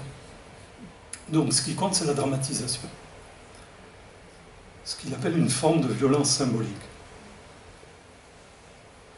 Les faits omnibus, c'est aussi intéressant, les faits omnibus, c'est ceux qui font diversion. Je pense que c'était le cas du Burkini à Grenoble. L'instrument de création de réalité, alors ça a été beaucoup développé par Baudrillard aussi, c'est que de plus en plus, classiquement, on pense que c'est l'événement qui fait l'information. Il y a un événement et puis on vient informer sur l'événement. Ça semble le schéma rationnel. Mais ce dont on s'est aperçu, c'est que de plus en plus, c'est l'information qui fait l'événement. Parce qu'on parle beaucoup de telles questions, alors, ce qui veut donc bien dire que le public réagit, et y compris agit, à tel point que dans la télé-réalité, qui est assez récente, qui date du début des années 2000 en France, dans la télé-réalité, le spectateur devient acteur. C'est même le cœur de la télé-réalité. C'est de faire que le téléspectateur lambda devienne acteur, passe à la télé, vu à la télé, qui devienne acteur. Et donc, beaucoup de comportements vont être organisés par référence à l'émission de télé-réalité, y compris des écoles de formation pour passer à la télé-réalité. Vous avez une école privée à Paris, 6 000 € pour vous préparer à passer, pour vous former à être sélectionné aux émissions de télé-réalité. La circulation circulaire de l'information, je vous l'ai dit, et puis évidemment, le fast thinking, c'est-à-dire c'est comme le fast food. Il faut parler très vite, notamment très vite et de tout. Donc évidemment, les chaînes d'infos en continu sont championnes sur les plateaux. Ce qui compte, c'est de parler de tout en permanence, sans s'arrêter.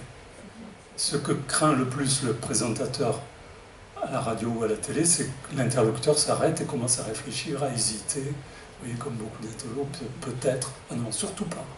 Ce qui fait qu'en Italie, par exemple, les vrais intellectuels, les grands intellectuels ne vont plus aux émissions de plateau. Ils n'y vont plus, ils les boycottent. En France, ils courent. C'est une reconnaissance. D'ailleurs, ce ne sont pas des intellectuels, c'est des experts absolument inconnus, les trois quarts du temps. Mais peu importe, ce qui compte, c'est qu'ils assurent le débit, le fast thinking. Et cette formule intéressante, les médias sont en concurrence, mais en même temps en connivence. Je finis sur Gramsci et Tosel, le regretté André Tosel, qui était le président de votre association, qui a été mon prof, puis mon ami. Et la dernière fois que j'étais venu à Nice, on avait dîné ensemble. Et comme vous savez, André Tosel était spécialiste de Gramsci, éminent. Et Gramsci est un des premiers à s'être intéressé. Alors évidemment, à l'époque, c'était la presse et un peu la radio. Et il a été lui-même journaliste avant de rentrer en politique, mais même dans des journaux politiques socialistes de l'époque. Et j'ai pris une citation de Gramsci, vous voyez, qui évoque la question qui dit d'un journal, c'est qu'il est état-major du parti organique. Et Tosel, dans un article que je lui avais demandé pour une revue quadernie que j'animais à la Sorbonne, j'avais fait ce numéro sur Gramsci et les médias, j'avais demandé cet article à Tosel, qui a fait un très bel article sur ce qu'il appelle l'appareil d'hégémonie, c'est-à-dire que les médias, c'est pas chez Gramsci. Tosel, interprétant Gramsci, dit les médias, c'est un appareil d'hégémonie. Et je pense que Tosel a raison, malgré d'autres commentaires que j'ai lus qui disent que non. C'est-à-dire, ce sont sans doute des institutions qui fabriquent de l'information, bien sûr, mais de l'imaginaire. C'est-à-dire des représentations, des récits, y compris à travers l'information. Alors on peut même les qualifier d'industrie de l'imaginaire, puisque c'est quasiment une production industrielle. Mais je crois que c'est ça l'enjeu, et ça veut dire que la conflictualité passe à travers la conflictualité de ces représentations. C'est-à-dire que faire la critique des médias, c'est faire la critique de leur production d'imaginaire de façon conflictuelle. Et donc de rentrer dans ce qu'est la production même des médias, dans la fabrique même des médias, de la même façon, me semble-t-il, que pour critiquer le pouvoir économique ou le pouvoir politique, il faut rentrer dans la fabrique même, c'est-à-dire dans l'usine ou dans la fabrique politique. Et dans les médias, c'est pareil. Donc il ne s'agit pas de les critiquer simplement de l'extérieur en disant qu'ils sont soumis à des pouvoirs. Tout le monde a compris, si je puis dire, y compris le citoyen lambda. Il faut rentrer dans la critique interne de cet imaginaire. Et mon ami Ralit avait une belle formule, il disait « Un peuple qui abandonne son imaginaire au monde des affaires se condamne à des libertés précaires. » Je finis sur ce mot.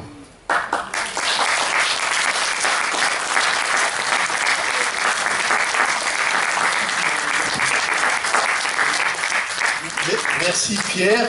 Voilà, il y a déjà un premier intervenant. Daniel. Oui, merci Pierre, merci beaucoup. C'était intéressant, vraiment.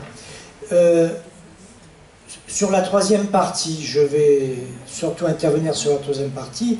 Elle est vraiment intéressante de bout en bout. Quelque part, on va dire qu'elle culmine sur Gramsci et Tosel, quelque part. Hein. Tout se concentre au bout du compte, plus ou moins, sur Gramsci et Tosel. Effectivement, il ne faut pas être sur cette idée de propagande. C'est vrai que c'est délétère, c'est rabougri, c'est une impasse, etc. Moi, je proposerais volontiers, bon, d'abord, je partage tout ce que tu as dit, et je partagerai volontiers, je proposerais volontiers une idée qui serait de dire que, en plus de tout ce qui a été dit, les médias ont aussi, je reprends cette idée de fonction, d'agenda, d'amorçage, de cadrage, etc. Est-ce qu'on ne pourrait pas dire qu'ils ont aussi une fonction de renvoi d'une vision anthropologique, d'une vision du monde, d'une vision de la société, d'une vision du citoyen, etc., etc. Bref, ils ont une fonction de renvoi, mais je dirais subliminale. Ce que je veux dire par là, c'est que on va beaucoup retrouver dans les messages qui sont transmis, non pas les mots, mais les idées d'entrepreneurs, de concurrence, de marché, d'entrepreneurs de soi-même, etc., etc., etc. Toutes ces choses-là ont été étudiées par beaucoup d'auteurs aussi, d'ailleurs. Bon, est-ce que ce n'est pas ça aussi la fonction délétère, la fonction négative, quoi, hein, des médias, c'est de nous instiller ce genre de choses, qu'on se représente toujours comme des entreprises, des entrepreneurs de soi. Alors les journalistes là-dedans, et bon, ben, les journalistes, ils sont passés par les écoles de journalisme, ils ont une culture partagée, qu'ils ont récupérée. Cette culture que je dis, ils l'ont récupérée aussi dans les écoles de journalisme quelque part. C'est comme ça que je me le représente. Et bon, les journalistes, les propriétaires des médias, etc., etc. Il y a toutes ces notions qui circulent, qui flottent dans l'air. Oui, on peut interpréter comme ça la notion d'hégémonie, d'ailleurs, que j'évoquais à la fin de pareil, d'hégémonie. Mais je dirais, d'abord, il faut pas revenir sur l'émetteur tout-puissant que j'ai critiqué, même s'il serait plus subtil, si je puis dire. Parce que, d'abord, s'il y a vision du monde, implicite ou explicite, moi je pense qu'elle est carrément explicite, mais elle est très différente selon les médias. C'est même le contrat implicite que passe un média avec son lectorat ou son public, c'est une vision de la société. Si vous lisez plutôt tel titre que tel autre, si vous regardez plutôt telle chaîne que telle autre, etc. Alors après, vous pouvez dire, oui, il y a une vision du monde alors totale, globale, dans laquelle tous les médias s'inscriraient. Bon, mais ça, c'est déjà une interprétation que je ne partage pas. Moi, je pense qu'il y a de la conflictualité, parce que, y compris dans les médias, par exemple entre les journalistes et les directions, etc., mais même à l'intérieur des rédactions, il y a de la conflictualité parce que ce sont des entreprises et des institutions. Ce sont des entreprises. Donc s'il y a de la conflictualité dans les entreprises ou toutes les autres institutions, je ne vois pas pourquoi il n'y en aurait pas, y compris à l'intérieur des médias. Enfin, je pense que les médias sont aussi des reflets, si je puis dire, si je peux prendre ce terme, je ne l'aime pas beaucoup, ou des réflecteurs de la société et de leur propre public. Et d'ailleurs, ce sont d'excellents analyseurs. Un ami spécialiste de télévision, qui a dirigé des chaînes, me disait, Pierre, si tu veux comprendre une société, je l'ai appliqué, parce qu'un jour, j'ai dû faire une enquête pour le Conseil de l'Europe, pour comparer la télé dans 20 pays d'Europe.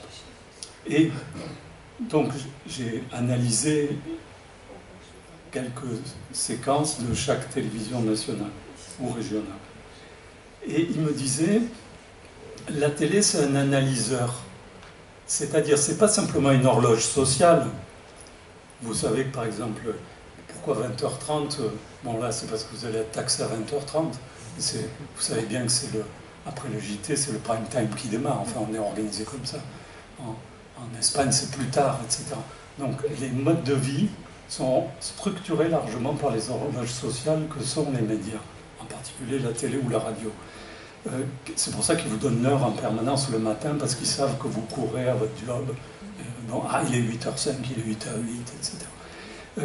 Donc, c'est un analyseur, c'est-à-dire un réflecteur de l'état de la société. Donc, s'il y a des visions du monde, même différenciées et spécifiées par médias ou famille de médias, elles sont aussi l'expression de ce qui se passe dans la société.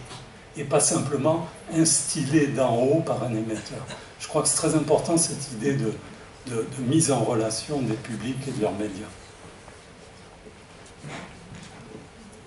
Je me pose la question sur la formation des journalistes. Parce que je constate la chose suivante. Il y en a très peu à la télévision, lorsqu'ils sont 3, 4, 5 invités pour échanger, d'être capables de veiller à une communication valable. Après 2-3 minutes, ça finit à ce que chacun crie plus fort que l'autre, ils s'interrompent, ils parlent 3 ou 4 en même temps. Je trouve ça minable et en général, j'arrête les postes quand ça dérive comme ça. Et quelles que soient les chaînes, hein, ce n'est pas forcément lié à une chaîne.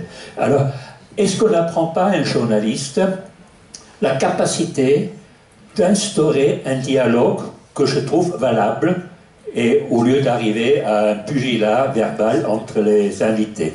Ça, c'est la première question. Donc, voilà, c'est un constat. Et la deuxième chose, je ne suis pas tout à fait d'accord quand vous dites les médias n'ont pas d'influence sur l'opinion des gens qui l'écoutent. Et un exemple frappant parmi d'autres, quand je vois comment Zemmour avait été traité par toutes les chaînes, une diabolisation incroyable, il y a quand même une connivence entre tous ces gens-là, de les descendre, de ne pas le laisser s'exprimer. Et je trouve ça très critiquable. Sur le deuxième point, je n'ai pas dit ça. Je n'ai pas dit qu'il n'y avait pas d'influence, j'ai dit qu'il n'y avait pas d'effet direct, ce qui est très différent. Mais il y a une influence qui est médiée elle-même par les groupes, les conversations, les appartenances, etc. C'est-à-dire que les médias contribuent évidemment à la formation de l'opinion, de ce qu'on peut appeler l'opinion publique, c'est évident, mais ça passe par des médiations et pas d'effet direct comme quand j'ai parlé de l'aiguille hypodermique. C'est-à-dire que ça passe par les groupes d'appartenance, la famille, le bureau, les rencontres, les partis, les associations, tous les groupes d'appartenance dans lesquels vous êtes. C'est-à-dire que vous allez prendre une information, par exemple Zemmour, et vous allez, si ça vous intéresse, commencer à en discuter, à en parler, à écouter, à lire, à voir, etc. Donc, d'accord, la fonction d'amorçage que j'ai évoquée, ou de cadrage, a été faite largement par CNews en particulier, mais après, tout ce que ça devient, l'interprétation, bien sûr c'est une influence, mais une influence d'amorçage, une influence de cadrage. Il faut que vous pensiez à ça. Mais après, vous en faites ce que vous voulez, et puis vous allez passer par des tas de groupes, par des tas de conversations, par l'espace public. C'est pour ça que je dis, pas d'effet direct, mais une influence évidente. Influence évidente. Voilà. Et c'est très différent de dire l'un et l'autre. Sur le premier point, vous avez raison, la formation des journalistes est très importante. Et on sait qu'elle n'est pas terrible. Il y a de très bonnes écoles, hein, l'école de Lille ou l'école du Louvre, il y a des très bonnes écoles de formation avec une vraie déontologie, avec une vraie éthique, avec une vraie formation.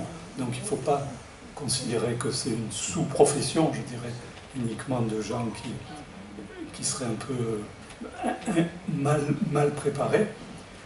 Alors, en même temps, j'ai dit, il y a beaucoup de précarité, il y a beaucoup de pigistes, mais qu'est-ce qui vient jouer là-dessus? D'abord, peut-être, beaucoup sont des étudiants venant de CSP, de classes socio-professionnelles plutôt supérieures, souvent, en grande partie. Ce qui veut dire que vous n'avez pas la même représentativité sans être proportionnelle. Il y a une déformation certaine et très urbaine. Mais surtout sur les exemples que vous prenez, pourquoi les gens, sur un plateau de chaîne d'infos en continu en particulier, n'arrêtent pas de s'interrompre. Pourquoi? Parce qu'il faut dramatiser. Si ils parlent poliment comme à France Culture, c'est-à-dire qu'ils vous laissent finir une phrase, on est plusieurs à être allés par exemple à France Culture, on sait qu'on peut faire un raisonnement jusqu'au bout, on peut finir une phrase. Vous allez sur une autre chaîne, vous n'avez pas le temps d'entamer une phrase que déjà vous avez une autre question. Pourquoi ils dramatisent? Pour capter l'audience. D'abord parce qu'ils sont en concurrence et en connivence, comme dit Bourdieu. C'est-à-dire qu'au même moment, si vous faites « Ah, pourquoi ils se disputent ?» Quand vous êtes en train de zapper, vous, en tant que public, « Ah, c'est intéressant, il se passe quelque chose. » C'est comme ça que fonctionnent les réseaux sociaux. Les réseaux sociaux fonctionnent à la dramatisation. Ils ont poussé le processus à l'extrême. Si une question vient très fortement sur les réseaux sociaux, hop, certains médias vont la reprendre parce qu'il y a dramatisation. Et d'autre part, il y a la vitesse. Les médias fonctionnent à la vitesse. Ce qui compte, c'est la dernière actu. C'est pour hiérarchiser. Soit vous hiérarchisez par le contenu, ce que font certaines chaînes de qualité, soit vous valorisez, vous hiérarchisez par la dernière actualité. La plus importante, c'est la dernière.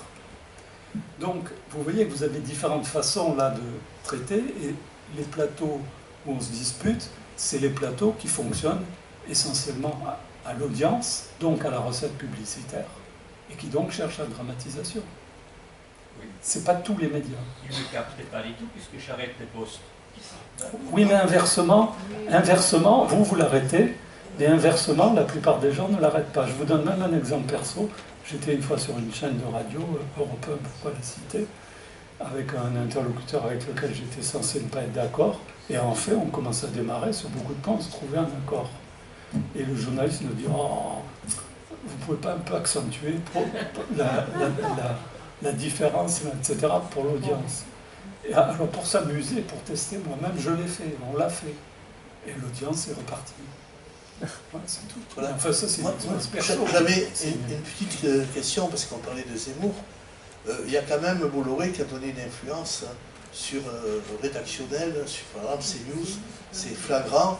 Moi-même, j'étais abonné à Canal+.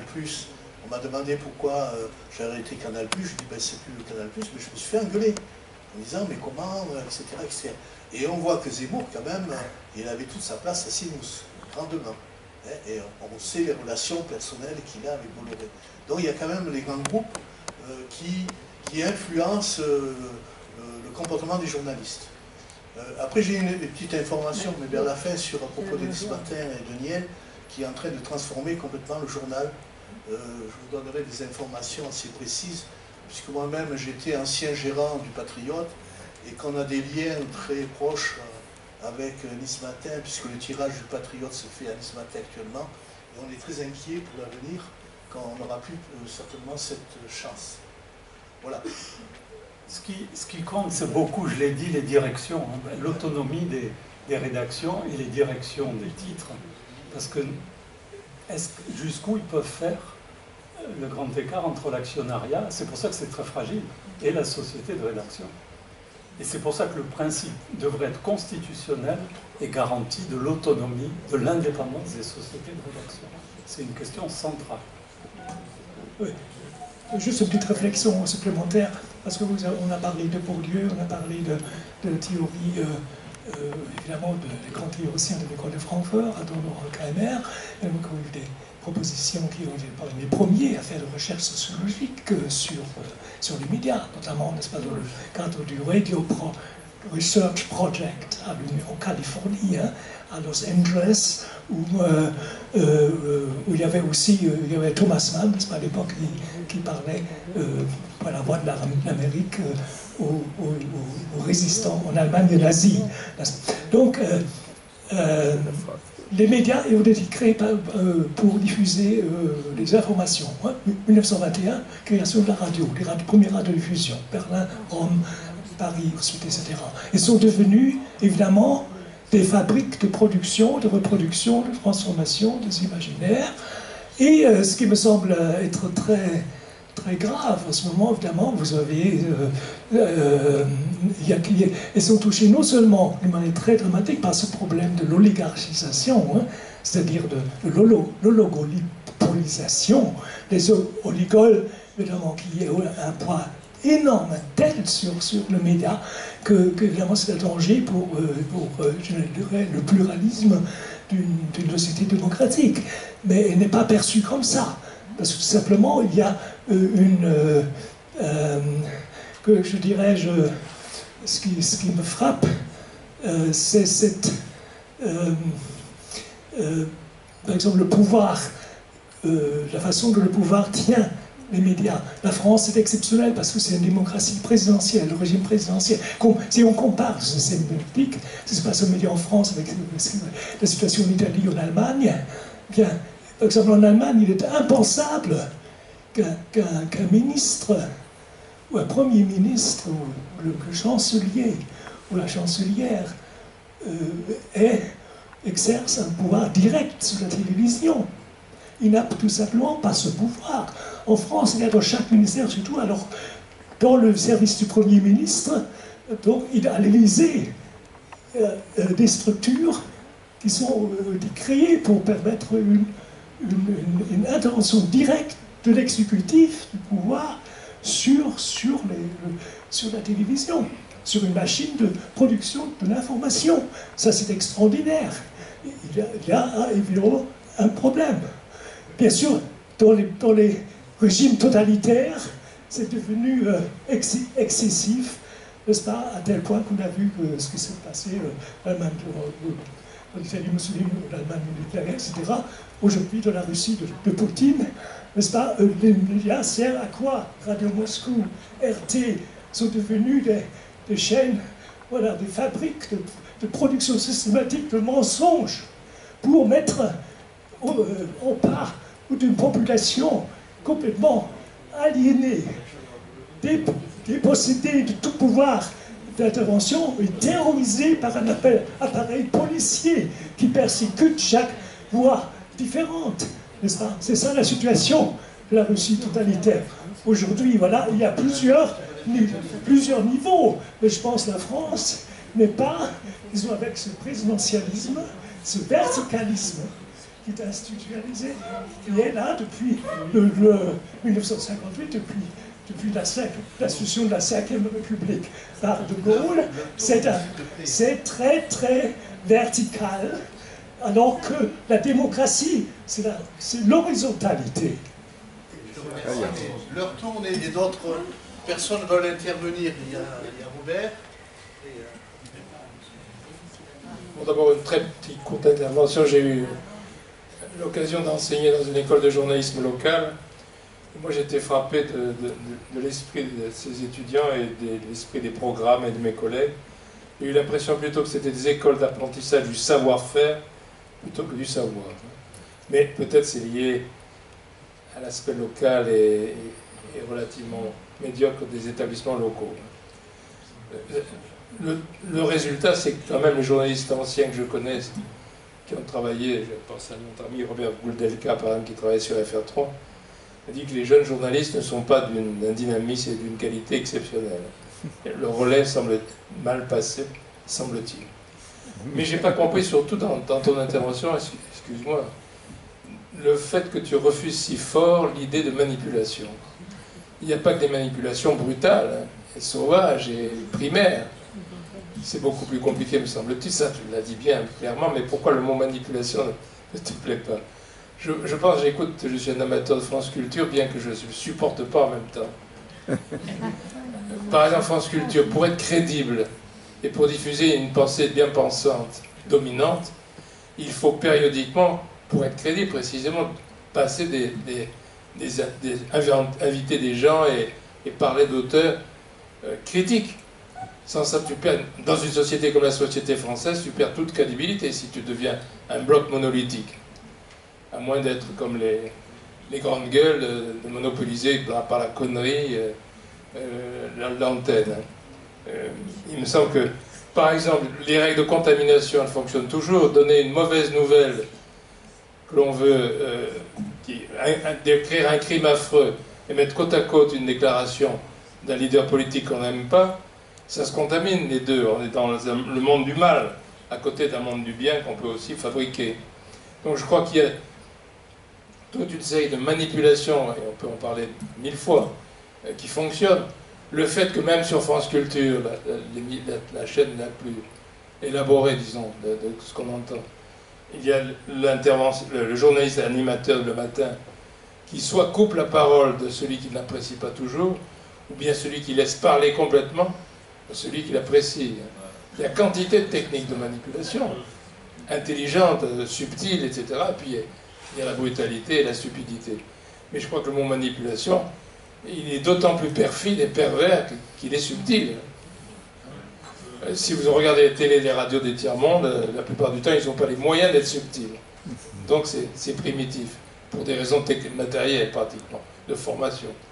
Chez nous et dans d'autres pays occidentaux, évidemment, on a les moyens culturels, il y a les récepteurs qui sont différents, qui font que la manipulation est intelligente. Mais la manipulation existe, me semble-t-il. Non, je ne suis pas d'accord. Je répète, parce que... C'est tout le sens du débat. Oui, il y a les techniques que tu évoques, de par exemple ne pas laisser finir un interlocuteur, etc. Les manipulations des médias, ça veut dire en général l'émetteur tout-puissant, et c'est très réducteur. C'est tout de suite... Si, oui, non, mais j'ai bien compris ton interprétation qui est différente. Mais c'est ce que j'appelle les fonctions plus subtiles de cadrage, d'amorçage, d'agenda, de captation, de dramatisation.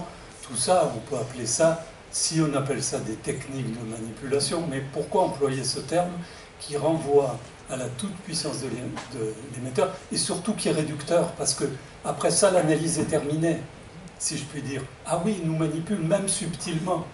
Même subtilement. Donc qu'est-ce qu'on est? On est tous des objets. On est des objets, on n'est plus des acteurs. C'est-à-dire qu'on rentre, on valide, ah si, je m'excuse, on évacue la conflictualité possible et toute conflictualité à l'intérieur des médias en faisant ça. C'est comme si on dit les patrons dans l'entreprise te manipulent. Donc il n'y a plus de conflictualité, ils sont tellement forts, ou les politiques sont tellement forts, c'est même plus la peine d'aller voter.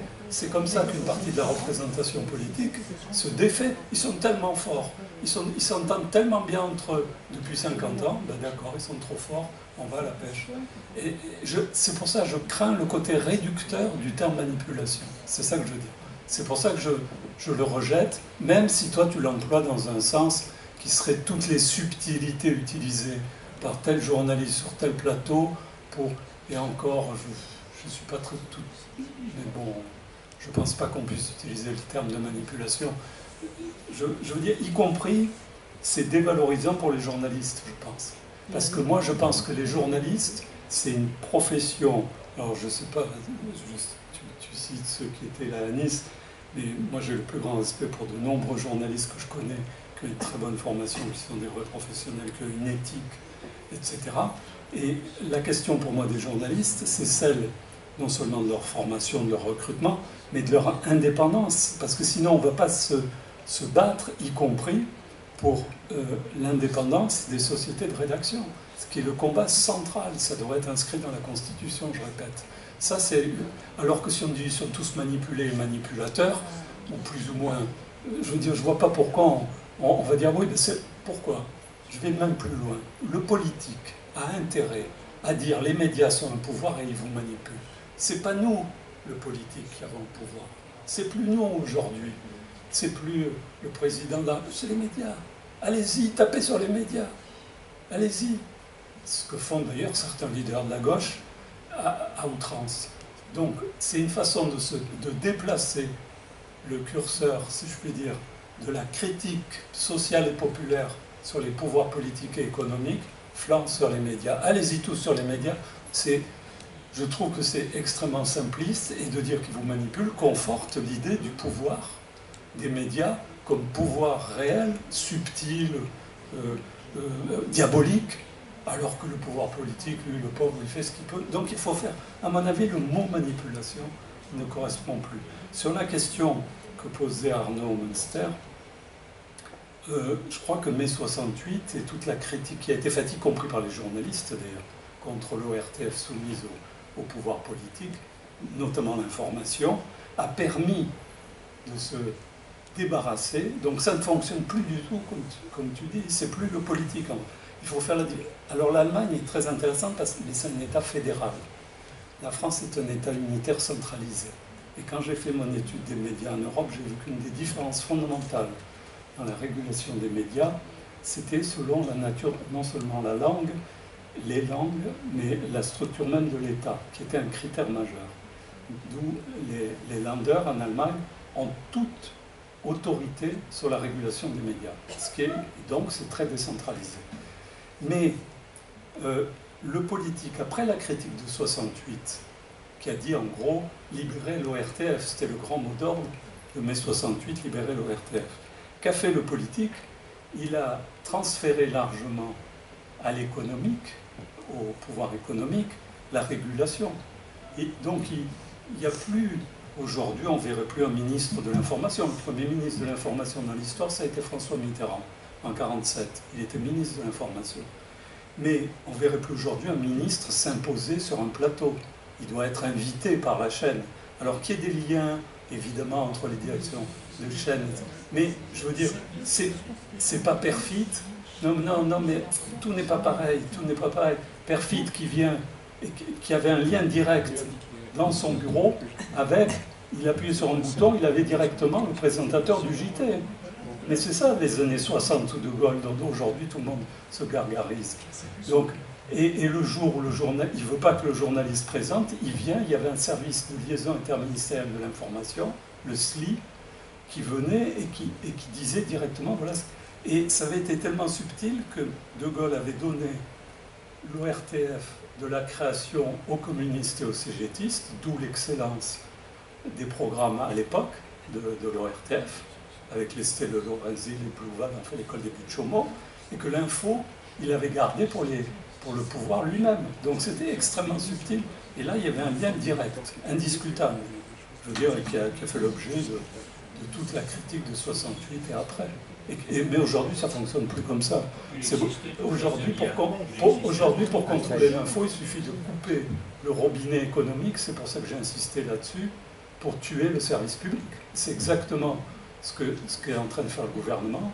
Je te supprime la redevance, je te fais la fusion TF1-M6, et le service public, toutes chaînes confondues, France Musique, France Culture, France Info, France État, ils vont crever.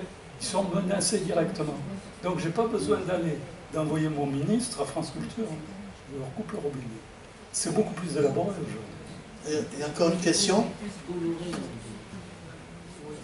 Oui, bonjour et merci beaucoup pour votre conférence. En ce qui concerne la manipulation, vous parliez de la production. Alors, je crois, il me semble qu'il y a de la matière première qui vient par les agences de presse et puis par... il m'est arrivé de lire par exemple des articles dans des revues militaires ou des historiens ou géographes militaires. Donc en général, c'est de l'information neutre. Alors évidemment, ce que l'on reçoit après dans nos haut-parleurs ou sur nos écrans, c'est prédigéré, comme vous l'avez expliqué. Et moi, je pense que là, il y a de la manipulation. Enfin, il y a une influence. Une influence, mais à l'heure actuelle, à mon avis, le gros cancer de l'information des médias, c'est la publicité. Parce qu'aujourd'hui, j'ai l'impression qu'on n'a pas trouvé de moyens satisfaisants pour financer les médias autres que la publicité. Et c'est ça qui m'inquiète. Parce que si c'est l'État, on va dire, on va se retrouver dans un système totalitaire. Et si c'est la publicité, c'est pas terrible non plus. Donc, il me semble qu'il y a quelque chose à inventer. Non, il y a trois formes de financement. Il y a l'impôt ou la redevance, si vous voulez, qui sont très proches. Et c'est pour ça, et elle est supprimée. La publicité, vous avez raison, qui est fondamentale, mais il y a le péage direct. Et ce qui se développe le plus, et qui va se développer de plus en plus, c'est le péage direct par le téléspectateur ou l'auditeur, enfin, ou le consommateur, vous l'appelez comme vous voulez. C'est-à-dire la banalisation de l'économie, de la communication et de l'information. Vous payez un service. Mais dans le même sens, ce qui se passe ce matin, vous avez parlé, bon, il y a un regroupement. À l'origine, les salariés, ils étaient pour le hongrois ou le tchèque, je ne sais plus comment il s'appelle, qui voulait acheter Nismatin. Bon, ça va passer, c'est Niel qui a pris Nismatin. Mais là, il est en train de réformer complètement le journal. Par exemple, la rédaction ne se fait plus dans les locaux de Nismatin, mais à l'Arenas. L'impression va certainement se faire dans le Var. Alors la raison, elle est que la presse écrite, de ce que je sais des réunions que j'ai pu avoir avec mes amis, c'est que la presse écrite a perdu énormément, c'est pour ça qu'on en parle, sur la publicité. C'est que les réseaux sociaux se sont accaparés des grosses sommes financières de la publicité, et Nismatin a perdu des millions et des millions publicitaires. Et en même temps, de nombreux abonnés. Donc l'orientation de Niel, là actuellement, c'est de développer un maximum l'abonnement au numérique, le Nismatin numérique. Et des échos qu'on en a, je parle parce que j'ai eu une réunion avec les copains du Patriote, c'est que dans la presse écrite, cette organisation se fait un peu de partout. Et c'est vrai que le graphique que vous avez montré sur la publicité sur les réseaux sociaux est considérable et manque énormément à la presse écrite. Car même si c'est les grands groupes qui achètent la presse écrite, bon, on a vu Dassault, etc., ils comptent aussi leurs sous. Hein. C'est pas seulement de posséder les médias, mais c'est en même temps du business pour faire du profit. Bien sûr. Voilà, je n'en dirai pas plus. Ce sont des entreprises. On verra l'évolution de ce que je vous dis sur Nismatin dans les jours à venir. Et en plus, Nismatin, depuis plusieurs années, c'est écrit réseau social depuis 1945. Toi qui as travaillé à l'époque, comment il s'appelait ton directeur, Babastro, c'était un journal de droite, bien, ça l'est toujours aujourd'hui, mais quand même avec beaucoup plus de souplesse. Voilà. Est-ce qu'il y a une dernière question? Parce qu'on va s'arrêter là, parce qu'on est obligé. Hein. Alors moi, quand j'ai pris Internet, j'avais demandé à ce qu'on ne me mette pas la télévision avec Internet, parce que je ne voulais pas la télévision. Et bien on m'a dit c'est obligatoire. Si vous voulez avoir Internet, vous êtes obligé d'avoir la télévision. À l'époque, il y a quelques 15 ans en arrière. Donc tout à fait au début de l'Internet. Et maintenant aussi, vous dites qu'on appuyait à l'époque et quelqu'un disait, le ministre disait ou quoi, il avait directement l'animateur. Je vous ai remarqué que pendant la campagne présidentielle, Macron a dit je ne veux pas être interviewé par tel journaliste de TF1 ou de M6, je ne sais plus, et on a pris notre journaliste pour l'interviewer. Parce que le journaliste ne lui convenait pas. Donc c'est bien la même situation qu'avant quand ils en ont besoin. C'est-à-dire ceux qui dirigent, ils font comme ils veulent. Alors là, je ne vois pas si maintenant il faut que je paye, je crois que j'aurais même plus Internet et que je me passerai de téléviseur. Voilà, on va terminer. Pierre, on s'en tient là? Oui, merci. Voilà. Bon, vous pouvez rallumer.